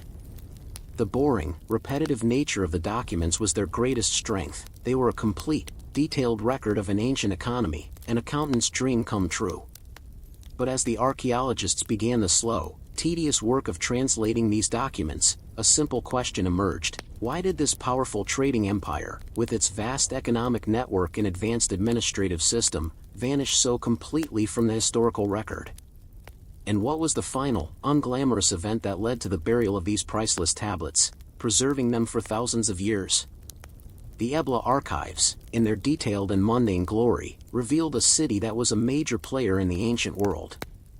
But their very existence also posed a profound mystery. Why did this powerful trading empire, with its sophisticated administrative system, disappear so completely from the historical record?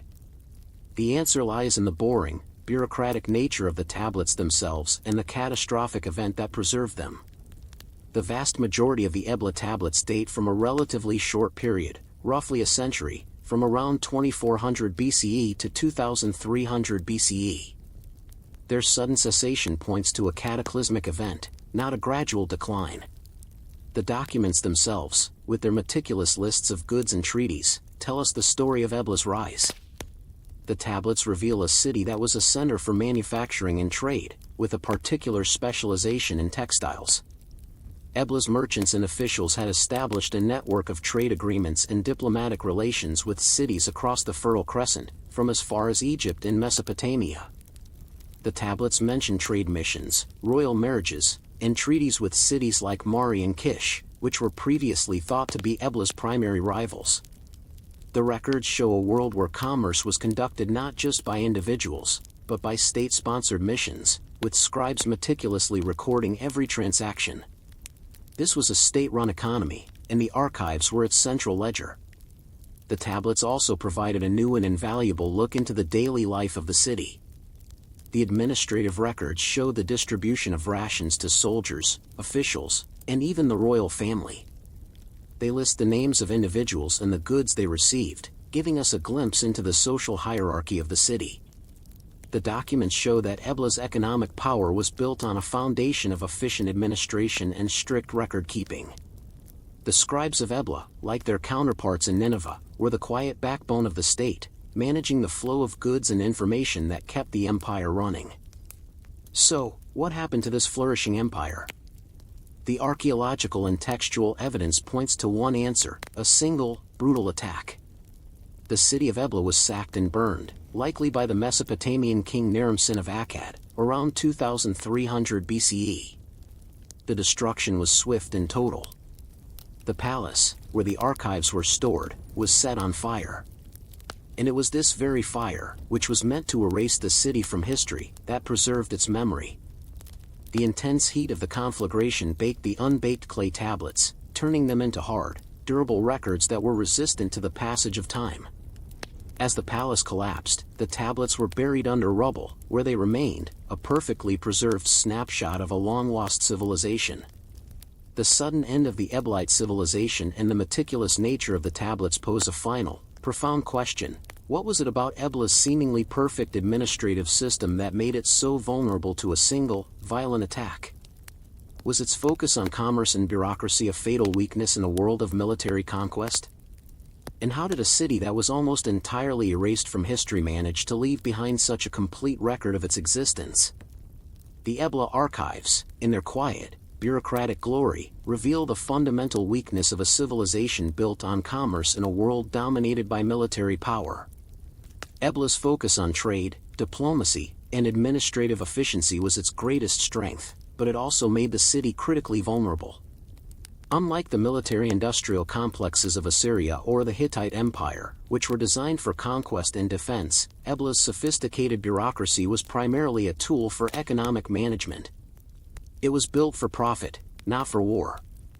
When faced with a brutal, aggressive military force like the Akkadian army under Naram-Sin, its finely tuned administrative machine was useless.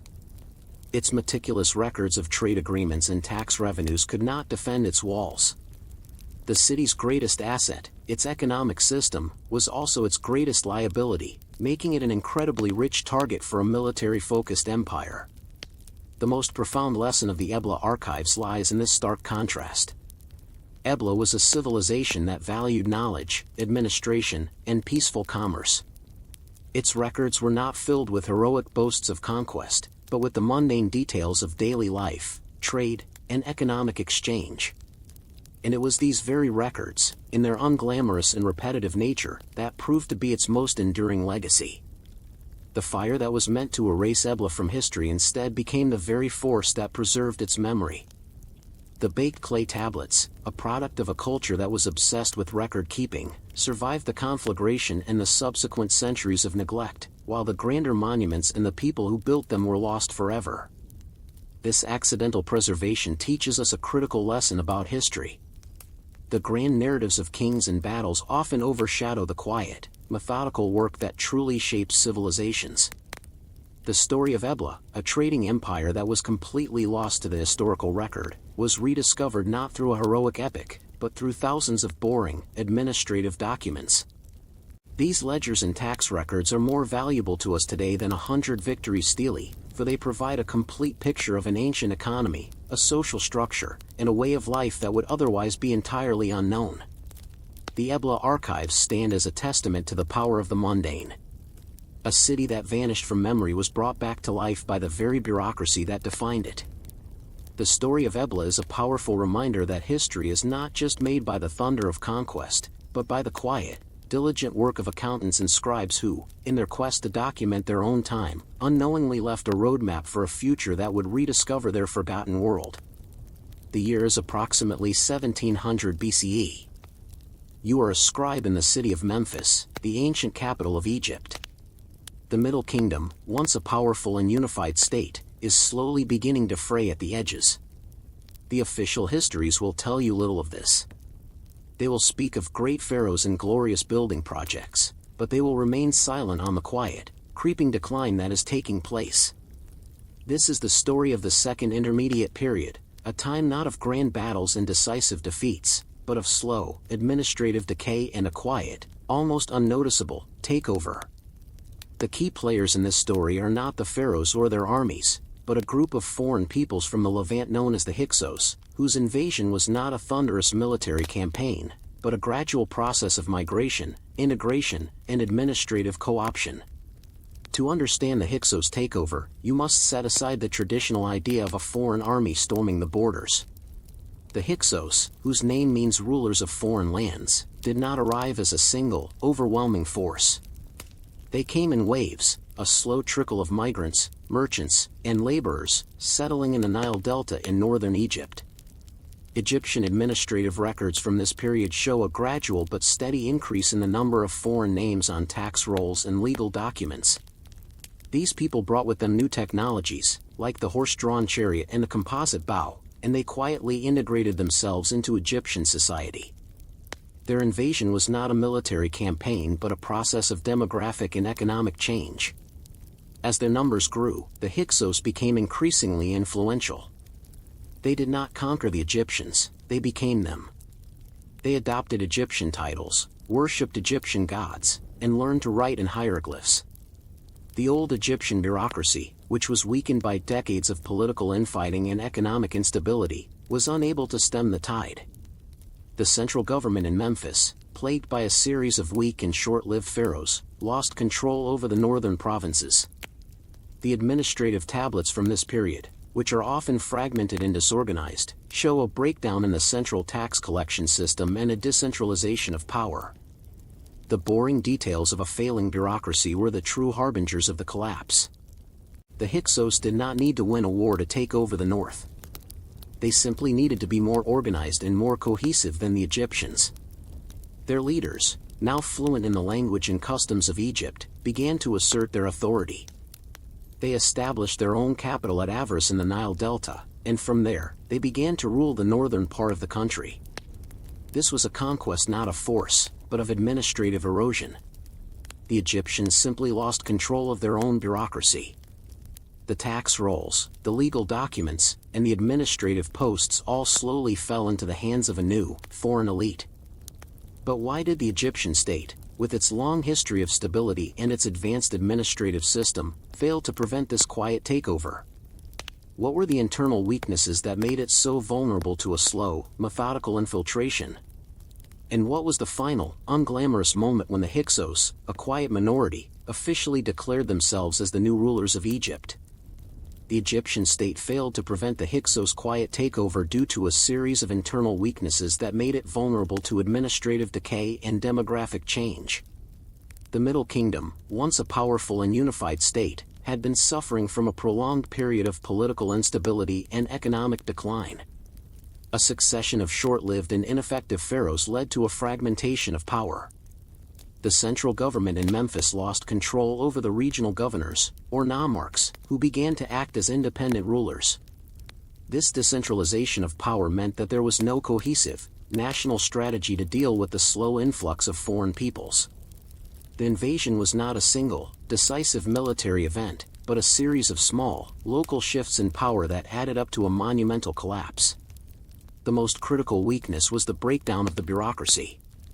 The Egyptian administrative system, with its detailed tax rolls, census records, and land surveys, was the very foundation of the state's power. But as the central government weakened, this system began to fail. Scribes, who once reported to the pharaoh, now answered to a multitude of local rulers. The flow of information and resources was disrupted. The Hyksos, in their role as merchants and traders, understood this weakness. They had their own efficient administrative systems, and they were able to quietly take over the local bureaucracies in the Nile Delta. They didn't need to defeat the Egyptian army, they simply needed to be more organized and more efficient than the failing Egyptian state. They used their new position within the bureaucracy to control resources, collect taxes, and eventually, to amass political power. The Hyksos also brought with them superior military technology, but this was a tool for consolidation of power, not the initial means of conquest. The horse-drawn chariot and the composite bow gave them a decisive military advantage. Once they had gained control of the northern provinces through administrative means, they could use these new technologies to suppress any local Egyptian rebellions. The Egyptians were still fighting with older, less effective weapons, and they were caught completely off guard by the speed and power of the new Hyksos weaponry. The technology was a key factor in the military consolidation of their rule, but it was the quiet, unglamorous administrative takeover that had paved the way for it. The final, unglamorous moment when the Hyksos officially declared themselves the new rulers of Egypt was not a dramatic coronation in Memphis, but a bureaucratic act of assertion. Their leaders, now firmly in control of the Nile Delta, simply began to use the pharaonic title. The first Hyksos king to do so was Seleucus, who established his dynasty at their capital of Avaris. There was no grand ceremony in the old capital, it was a quiet, administrative declaration of a new reality. The Egyptians in the south, now isolated in their capital of Thebes, were too weak and disorganized to challenge this new power. The country was now officially divided, with the Hyksos ruling the north and a much-reduced Egyptian dynasty ruling the south. This quiet, administrative fall of an empire provides a valuable lesson. The greatest empires do not always fall with a crash of thunder and a roar of battle. They can also simply fade away, hollowed out by internal decay and administrative mismanagement. The story of the Hyksos invasion shows us that the most profound changes in history are often driven by the most mundane details, tax records, census counts, and the slow, inexorable migration of people. But what did the Egyptians of the south do in response to this quiet takeover? And how did the Hyksos rule, a period of quiet administrative efficiency, ultimately lay the groundwork for a glorious new era of Egyptian history? The Egyptians of the south, specifically the powerful nomarchs of Thebes, did not immediately challenge the Hyksos. For over a century, the country was divided, with the Hyksos ruling the north and the Egyptian dynasty in Thebes ruling the south in a state of uneasy peace. The Theban rulers, recognizing their military and administrative weakness, were biding their time. They learned from their adversaries. They adopted the Hyksos' superior military technology, particularly the horse-drawn chariot and the composite bow. They trained their soldiers, improved their logistics, and slowly built a professional army that was capable of fighting on equal terms with the Hyksos. The Hyksos rule, while a period of foreign domination, was not a time of total oppression for the Egyptians. The Hyksos kings, now fully integrated into Egyptian society, maintained the administrative systems they had inherited and even patronized Egyptian art and religion. Their period of rule, in a way, acted as a catalyst for innovation and a long overdue administrative reset. The Hyksos' efficiency in governance, coupled with the introduction of new technologies, laid the groundwork for a more unified and powerful state. The boring details of their administrative rule, from their tax collection methods to their military organization, were meticulously studied and adopted by the Egyptians in the south. The eventual counter-invasion began with a series of minor skirmishes that escalated into a full-scale war. The Theban kings, starting with Kamos and culminating with Ahmose, used their newly acquired military might to drive the Hyksos out of Egypt. It was a long, arduous process, not a single, glorious battle. The war was won not just on the battlefield, but through a long, methodical campaign that was a direct result of the Egyptians learning from their adversaries' administrative and technological strengths. The boring, administrative takeover of the Hyksos was reversed by an equally boring, administrative and military counter-campaign. The expulsion of the Hyksos led to the establishment of the New Kingdom, a period of unprecedented power, wealth, and military expansion. The new Egyptian pharaohs, having learned the lesson of the Hyksos invasion, unified the country and centralized all administrative and military power. They built a professional, standing army and embarked on an ambitious program of imperial conquest, pushing their borders far beyond their traditional limits. The New Kingdom, with its great pharaohs like Thutmose III and Ramesses II, was a direct result of the lessons learned during the period of Hyksos rule. The quiet, administrative collapse of the Middle Kingdom had led to a powerful and enduring renaissance.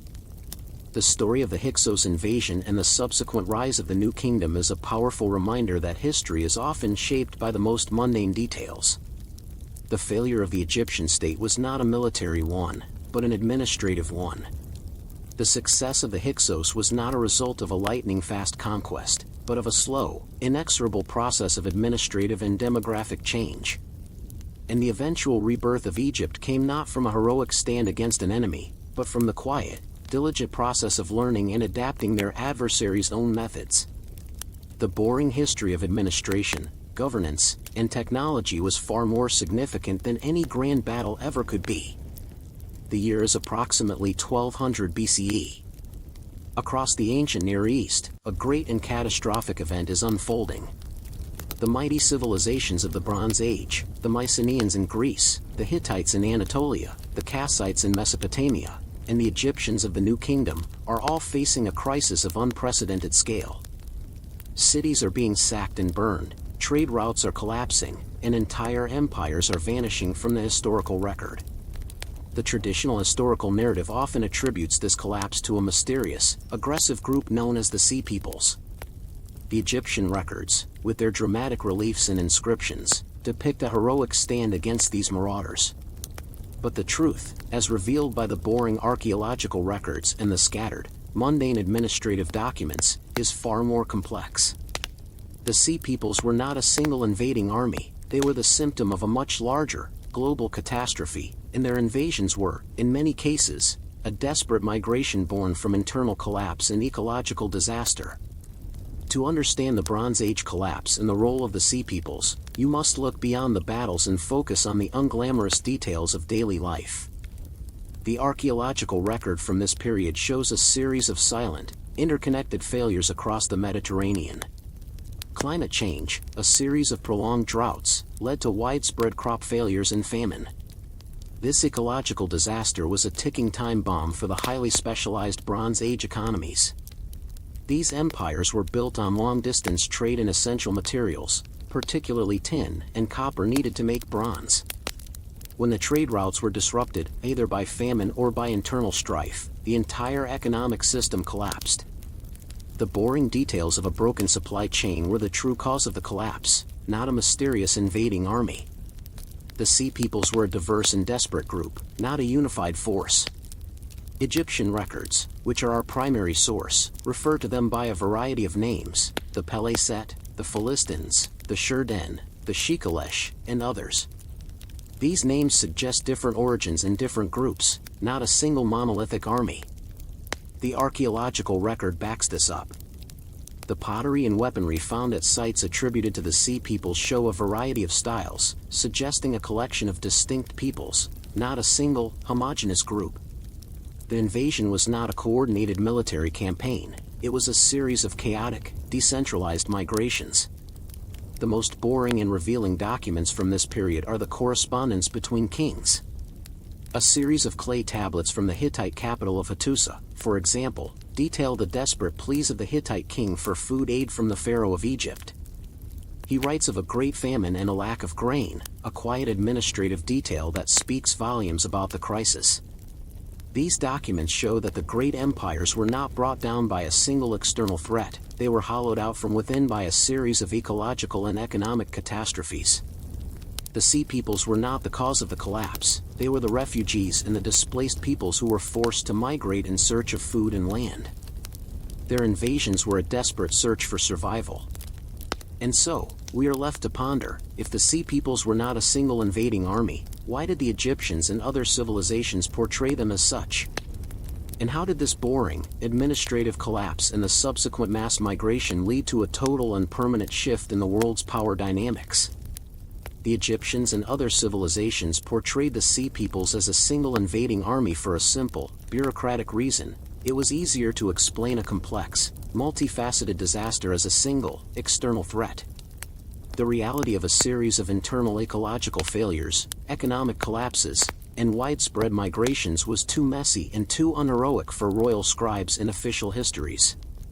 It was far more politically expedient to attribute the collapse to a mysterious, overwhelming external enemy than to admit to a failure of administration, logistics, and resource management.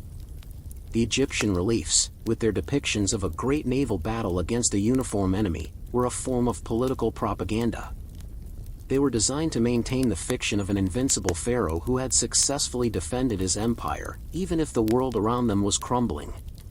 This was a classic case of a boring, administrative truth being overshadowed by a dramatic, politically convenient lie. The true story of the Bronze Age collapse is not a heroic epic, but a series of quiet, interconnected failures. The archaeological record shows a massive disruption of the tin trade. Tin, a crucial component of bronze, was sourced from far-flung regions, and its supply was controlled by a small number of powerful states. As these states collapsed due to famine and internal strife, the supply of tin dried up. This led to a kind of ancient industrial collapse. Bronze, the essential material of the age, became a scarce commodity. Tools, weapons, and religious artifacts could no longer be made. This mundane detail, the lack of a single metal, was a catastrophic event that led to the decline of an entire civilization. The boring logistics of a broken supply chain had a more profound impact than any single battle. The sea peoples themselves were a symptom of this collapse, not the cause. The names the Egyptians gave them, Peleset, Shurden, Shikalesh, were likely a mix of different ethnic and tribal groups who were themselves refugees. They were the displaced peoples of the collapsing empires, forced to leave their homes in search of food and a new life. The Hittite Empire, once a rival to Egypt, collapsed completely, with its capital of Hattusa being abandoned. The Mycenaean civilization of Greece vanished, with its great palaces being burned and its writing system being lost. The Assyrian Empire, which had been a minor power, was also affected, but it survived and would rise to dominance in the following centuries. The collapse was not a single event, but a domino effect of internal failures and external pressures. The period that followed the Bronze Age collapse is often called the Dark Ages because of the lack of written records. The scribes, who were a part of the palace and temple bureaucracy, either fled, died, or lost their patrons. The administrative and economic records, the boring details of daily life, simply stopped. This absence of record is the single most telling piece of evidence of the collapse. It tells us that the bureaucratic heart of civilization, the quiet, unglamorous system of record-keeping, had failed. The boring, administrative systems that held the world together had simply ceased to exist. This brings us to a final, profound question: how did this boring, administrative collapse and the subsequent mass migration lead to a total and permanent shift in the world's power dynamics? And what was the unglamorous, lasting legacy of this quiet, chaotic end to an era?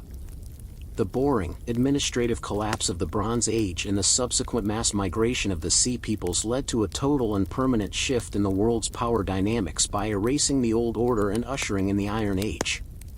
The sophisticated, palace-based economies of the Bronze Age, with their long-distance trade routes and centralized control, were completely replaced by a new, decentralized model. The old empires were gone, and in their place, a multitude of smaller, more resilient city-states emerged. The collapse was a kind of great reset, a quiet, unglamorous end to an era. The unglamorous, lasting legacy of this quiet, chaotic end was the widespread adoption of iron. The collapse of the tin trade, which had been a linchpin of the Bronze Age, forced civilizations to find an alternative. Iron, which was more common and did not require complex long-distance trade networks, became the new metal of choice. The knowledge of how to smelt and work iron, which was once a closely guarded secret, became more widespread. This democratization of metalworking had a profound impact on society. It led to a decline in the power of the palace-based elites who had controlled the bronze trade, and it allowed for the rise of a new class of artisans and warriors who could afford to make their own tools and weapons. The Iron Age was a less centralized, less opulent, and more fragmented era, but it was also a more resilient one. The Sea Peoples themselves, who had been a chaotic force of migration, eventually settled down and became the Philistines in the Levant and the Shurden in Sardinia, among other groups. They brought with them new technologies and new ideas, and they played a key role in the shaping of the Iron Age world. The very people who had been the symptom of the old world's collapse became the architects of the new one. Their forced migration, a desperate search for survival, led to the intermingling of cultures and the birth of a new, more interconnected world. The story of the Bronze Age collapse and the Sea Peoples teaches us a powerful and humbling lesson. The grand narratives of great kings and epic battles are often just a facade. The real story of a civilization's rise and fall lies in the quiet, mundane details of its economy, its administration, and its logistics. A series of droughts, a broken supply chain, and a mass migration of refugees had a more profound and lasting impact on the world than 100 chariots on a battlefield. The most significant turning points in history are often the most unglamorous. The year is 196 BCE. Egypt is ruled by the Greek Ptolemaic dynasty, the descendants of one of Alexander the Great's generals. The king, Ptolemy V, is a young boy, and his rule is a time of political instability and local rebellions. To assert his authority and to thank the powerful priests of Egypt for their loyalty, a series of decrees are issued. These decrees are not grand proclamations of military victory or divine authority.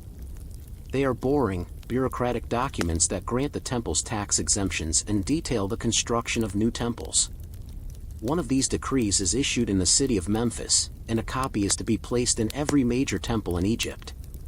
This is the unglamorous origin of one of the most famous and important artifacts in history, the Rosetta Stone. To truly understand the Rosetta Stone's significance, you must look past its iconic image and focus on its mundane, administrative purpose. The stone itself is a stele, a kind of stone tablet, that was not unique. It was simply one of many copies of the same decree, designed to be a permanent, public record. What makes it so extraordinary is the way the decree was inscribed. The text was written in 3 different scripts: hieroglyphic, the script of the priests; Demotic, the script of the common people; and ancient Greek, the language of the Ptolemaic rulers. This was a standard practice for official decrees in Ptolemaic Egypt, a bureaucratic detail designed to ensure that everyone in the multilingual, multicultural state could read the king's message. The hieroglyphic script, the language of the pharaohs and the gods, had been a mystery for centuries. The knowledge of how to read and write it had been lost after the decline of ancient Egyptian civilization. For thousands of years, the Great Pyramids, the temples, and the papyrus scrolls of Egypt remained silent, their secrets locked behind a script that no one could decipher. The Rosetta Stone, in its quiet, unassuming permanence, was a key to unlocking this lost world. It was a tool of administration that would one day become a tool of archaeology, and its dual-purpose inscription was a brilliant, but entirely unintentional, gift to the future. The stone itself was found in 1799 by French soldiers during Napoleon's Egyptian campaign. They were simply digging to expand a fort in a small town called Rosetta when they stumbled upon the large, broken stone. They had no idea what it was, only that it was interesting enough to be taken back to France. This was a moment of sheer luck, a coincidence that would lead to one of the greatest intellectual breakthroughs in human history. But the real work began only after its discovery. The race to decipher the hieroglyphs was a long, painstaking, and boring process that would take decades. It was not a moment of dramatic inspiration, but a slow, methodical grind of intellectual labor. And so we are left to ask, who were the quiet, dedicated people who took on this monumental task? What were the mundane, unglamorous details of their work that ultimately led to success? And how did a boring bureaucratic document become the single most important key to understanding ancient Egypt? The race to decipher the hieroglyphs was not a sprint of a single brilliant mind, but a long, methodical relay run by a series of dedicated scholars. The process was a perfect example of how boring, methodical work and collaboration lead to a monumental breakthrough. The most important initial work was done by the English polymath Thomas Young, a man whose primary interest was in the mundane details of linguistics and physics.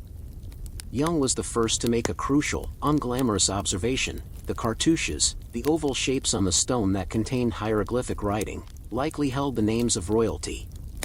He began to painstakingly compare the Greek name Ptolemy with the hieroglyphic signs within the cartouche.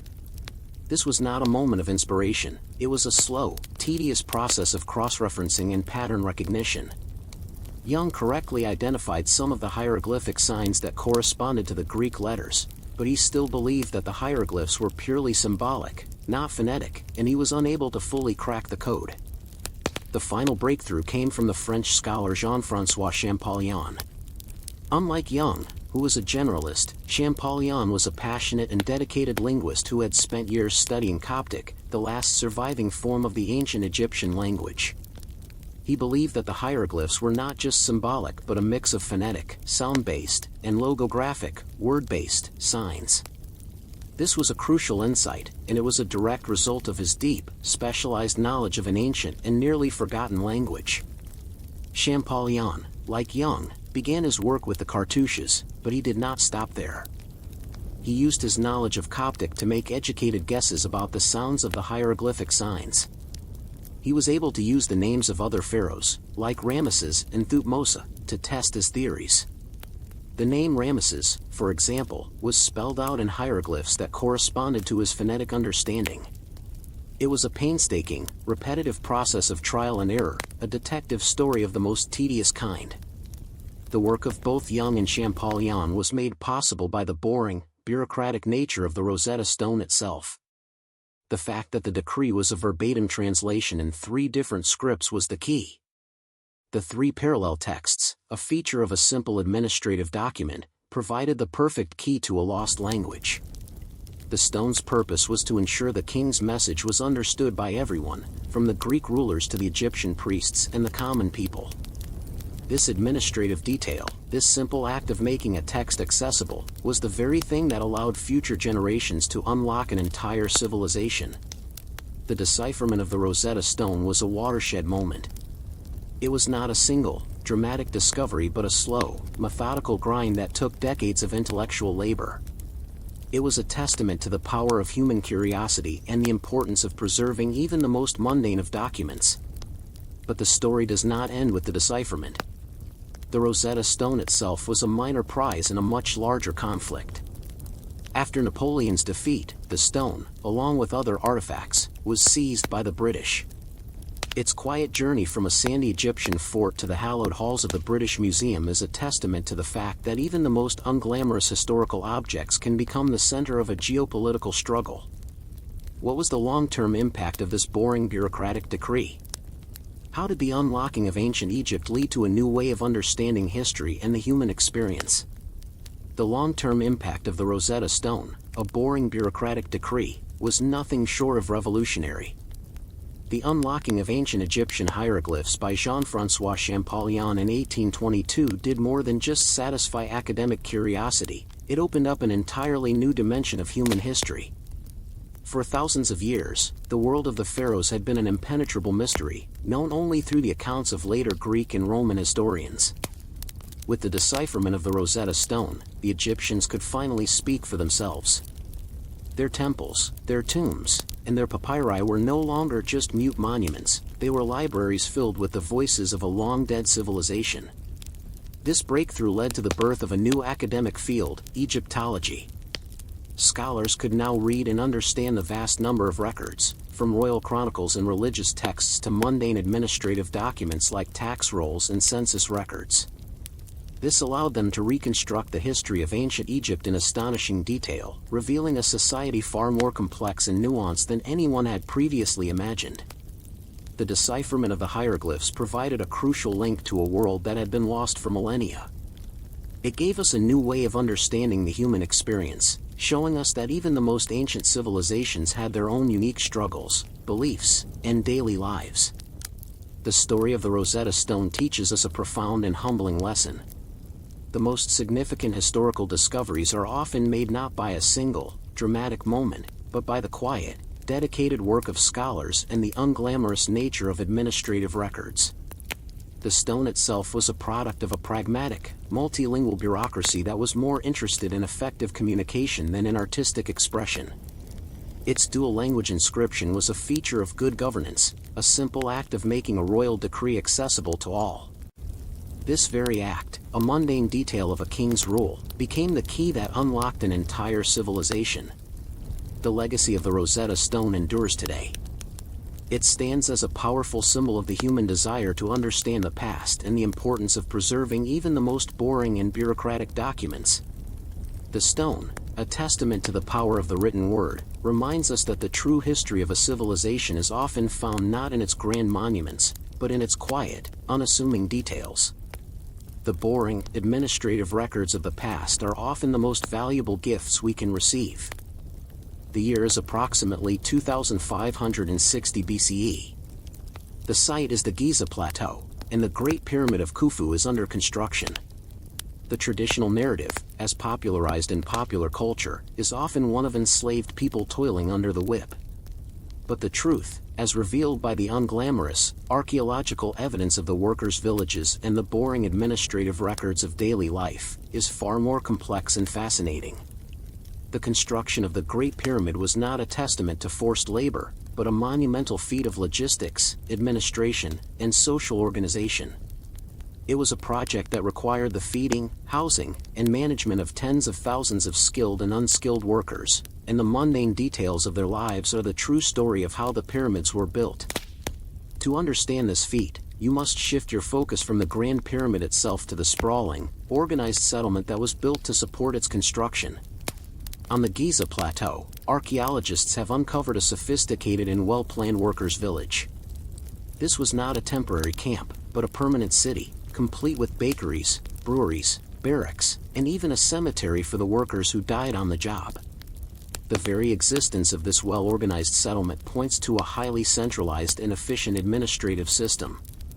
The sheer number of people living and working here, some estimates put the number at around 20,000 to 30,000, required a level of logistical planning that was unprecedented in the ancient world. The most revealing documents about the lives of these workers are the papyrus scrolls and administrative tablets found in other parts of Egypt.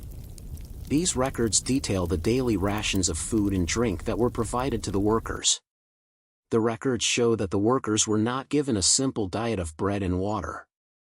They were well fed, receiving a generous daily ration of beer, bread, and meat. This was not the diet of enslaved people, it was the diet of a valued workforce. The sheer volume of food required to sustain this population, thousands of loaves of bread and gallons of beer a day, was a monumental administrative challenge. The boring details of these ration lists tell us a story of a society that was capable of mobilizing and sustaining a massive, long-term project with a level of logistical precision that was nothing short of astonishing. The administrative records also show a clear hierarchy of labor. The workers were divided into different groups, and each group was given a specific task, from quarrying the stones to transporting them and laying them in place. The records even show the names of the foremen and the supervisors, giving us a glimpse into the professional lives of the people who built the pyramids. The pyramids were not built by an undifferentiated mass of laborers, they were built by a highly organized, skilled, and professional workforce. So we must ask, why did the Egyptians invest so heavily in the welfare and the logistical support of their workers? And what were the other unglamorous, administrative details of daily life that were required to sustain this monumental project for decades?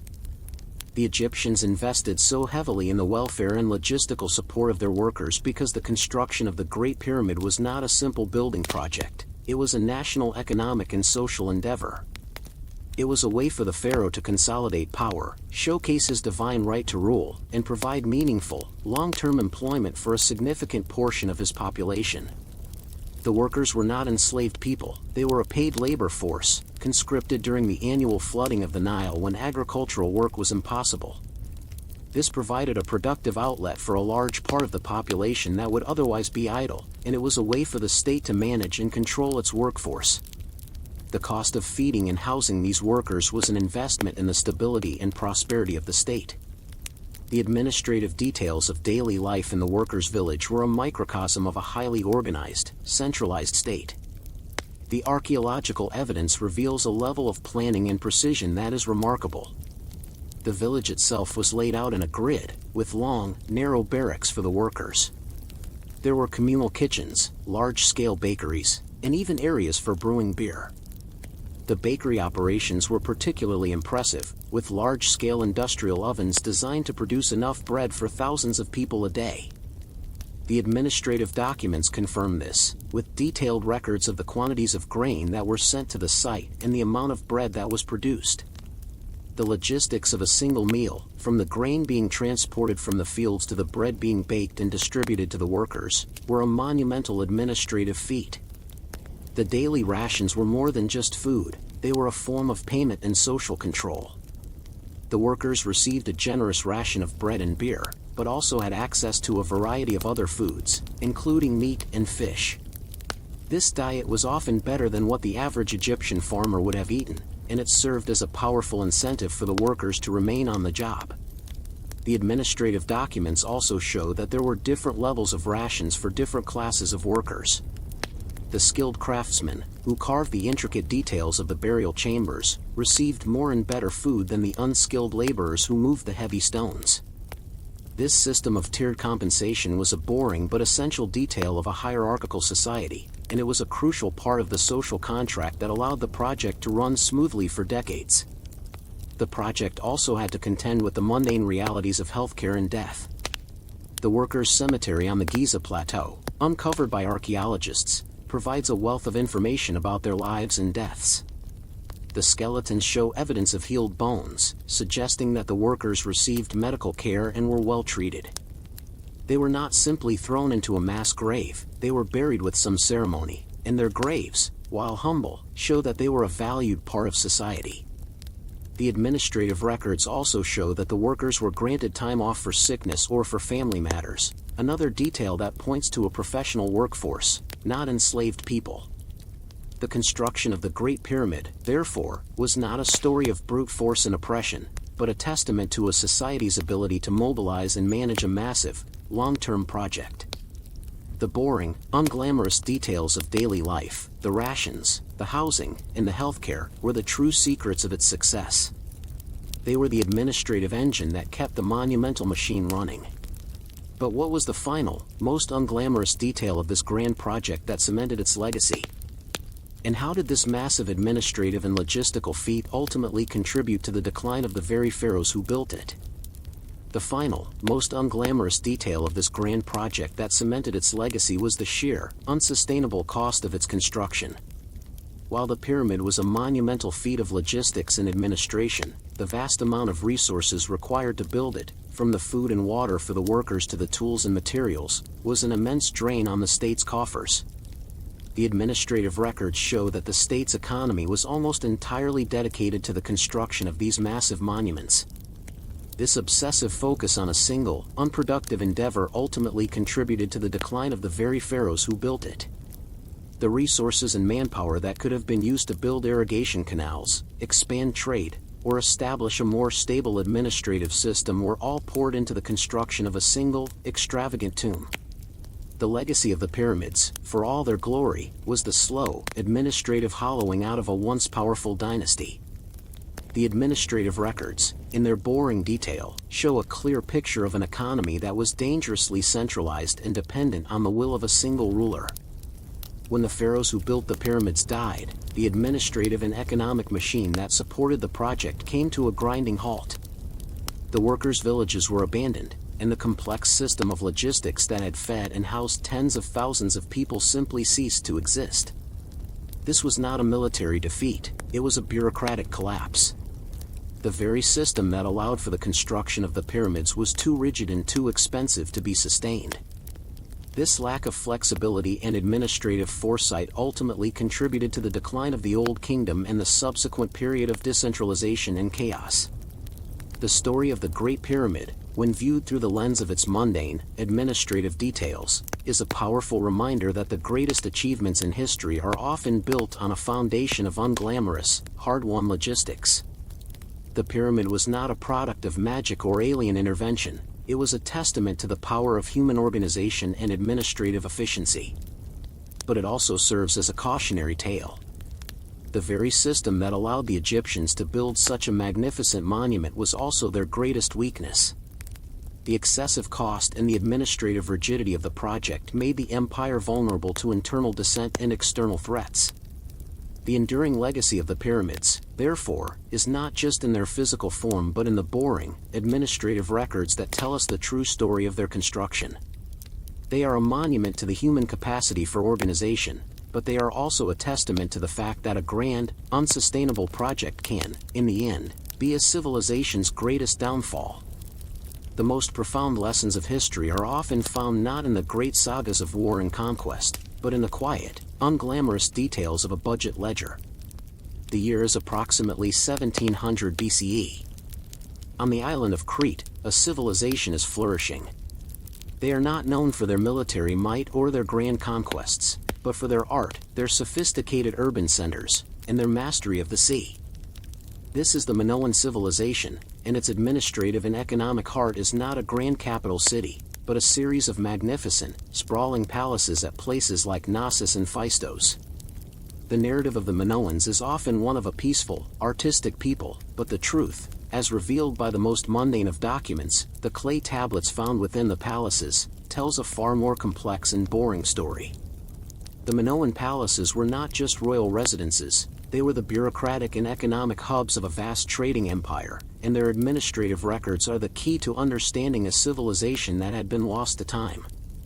To truly understand the Minoan civilization, you must look past the famous frescoes of bull leaping and the grand architecture. You must focus on the small, unassuming clay tablets that were found in the palace storerooms. These tablets, inscribed in a still largely undeciphered script known as Linear A, are not poems or epics. They are meticulous, dry, and incredibly boring administrative records. They list the number of sheep in a flock, the amount of olive oil stored in a jar, and the rations of grain given to workers. They are a kind of ancient spreadsheet, a record of the palace's role as a central administrative and economic machine. The tablets show us that the palaces were not just homes for kings, they were the central collection points for agricultural goods, manufacturing centers, and redistribution hubs. The palaces were the heart of a centrally planned economy. The surrounding villages and farms would send their agricultural surplus, wine, olive oil, wool, to the palace storerooms. Scribes, using the Linear A script, would meticulously record every single item that came in and every item that went out. This system was designed to manage and control the flow of goods and resources. The palaces acted as banks, warehouses, and factories, all in one.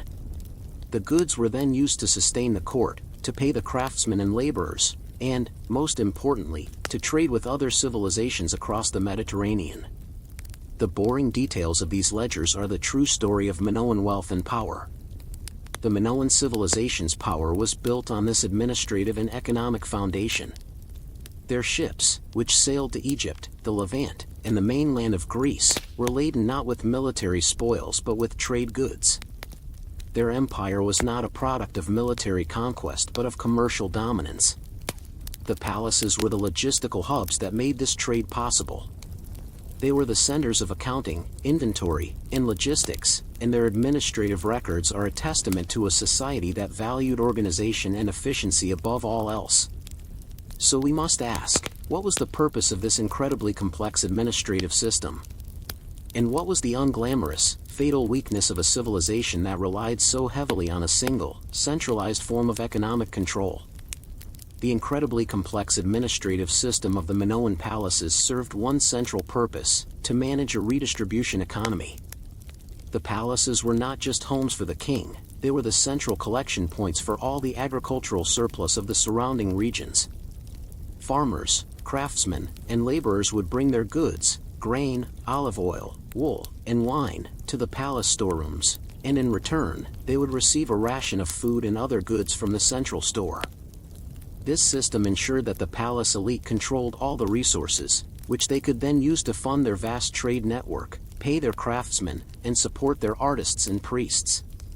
It was a highly efficient, top-down form of economic control, and it was a direct result of the meticulous administrative record-keeping on the clay tablets. This reliance on a centralized, redistribution economy, however, was also the Minoan civilization's fatal weakness. The entire system was dependent on the stability and security of the palaces. If a palace were to be destroyed, the entire economic and social system that it supported would collapse.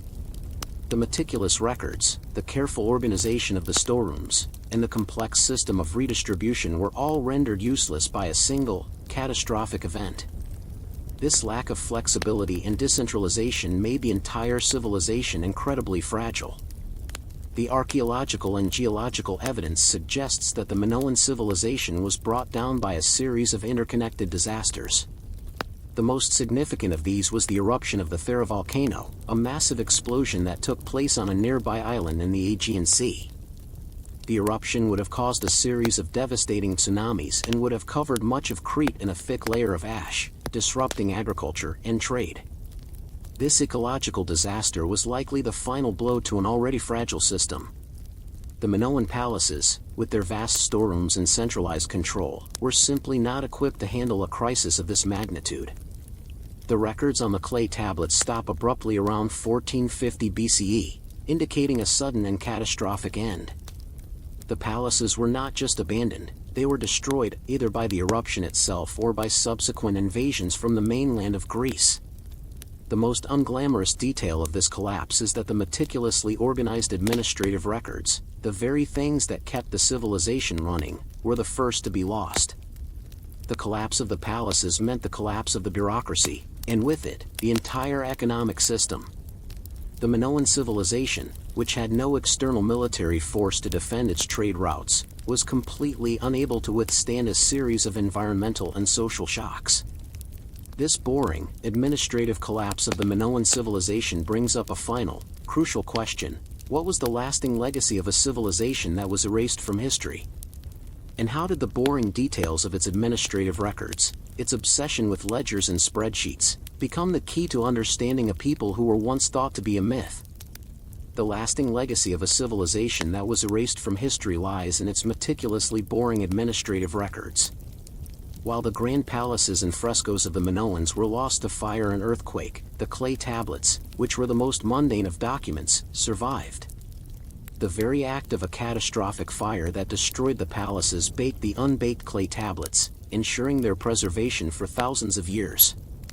The Minoan civilization was a myth for centuries, but the discovery of its palaces and, most importantly, its administrative archives, allowed archaeologists to piece together a reality far more complex than any myth.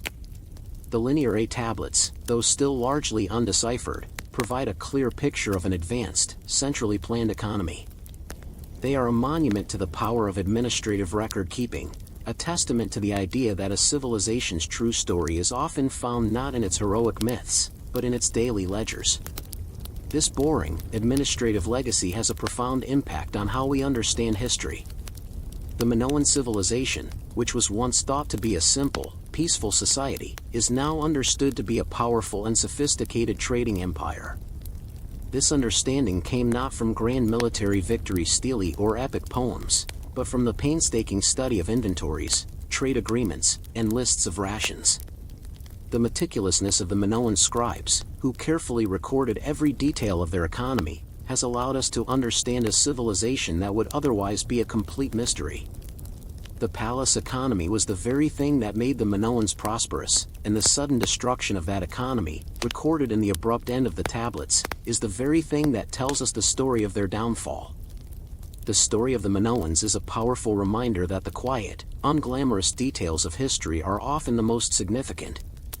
The administrative systems that a society builds to manage its resources and its people are often the truest reflection of its values and its strengths.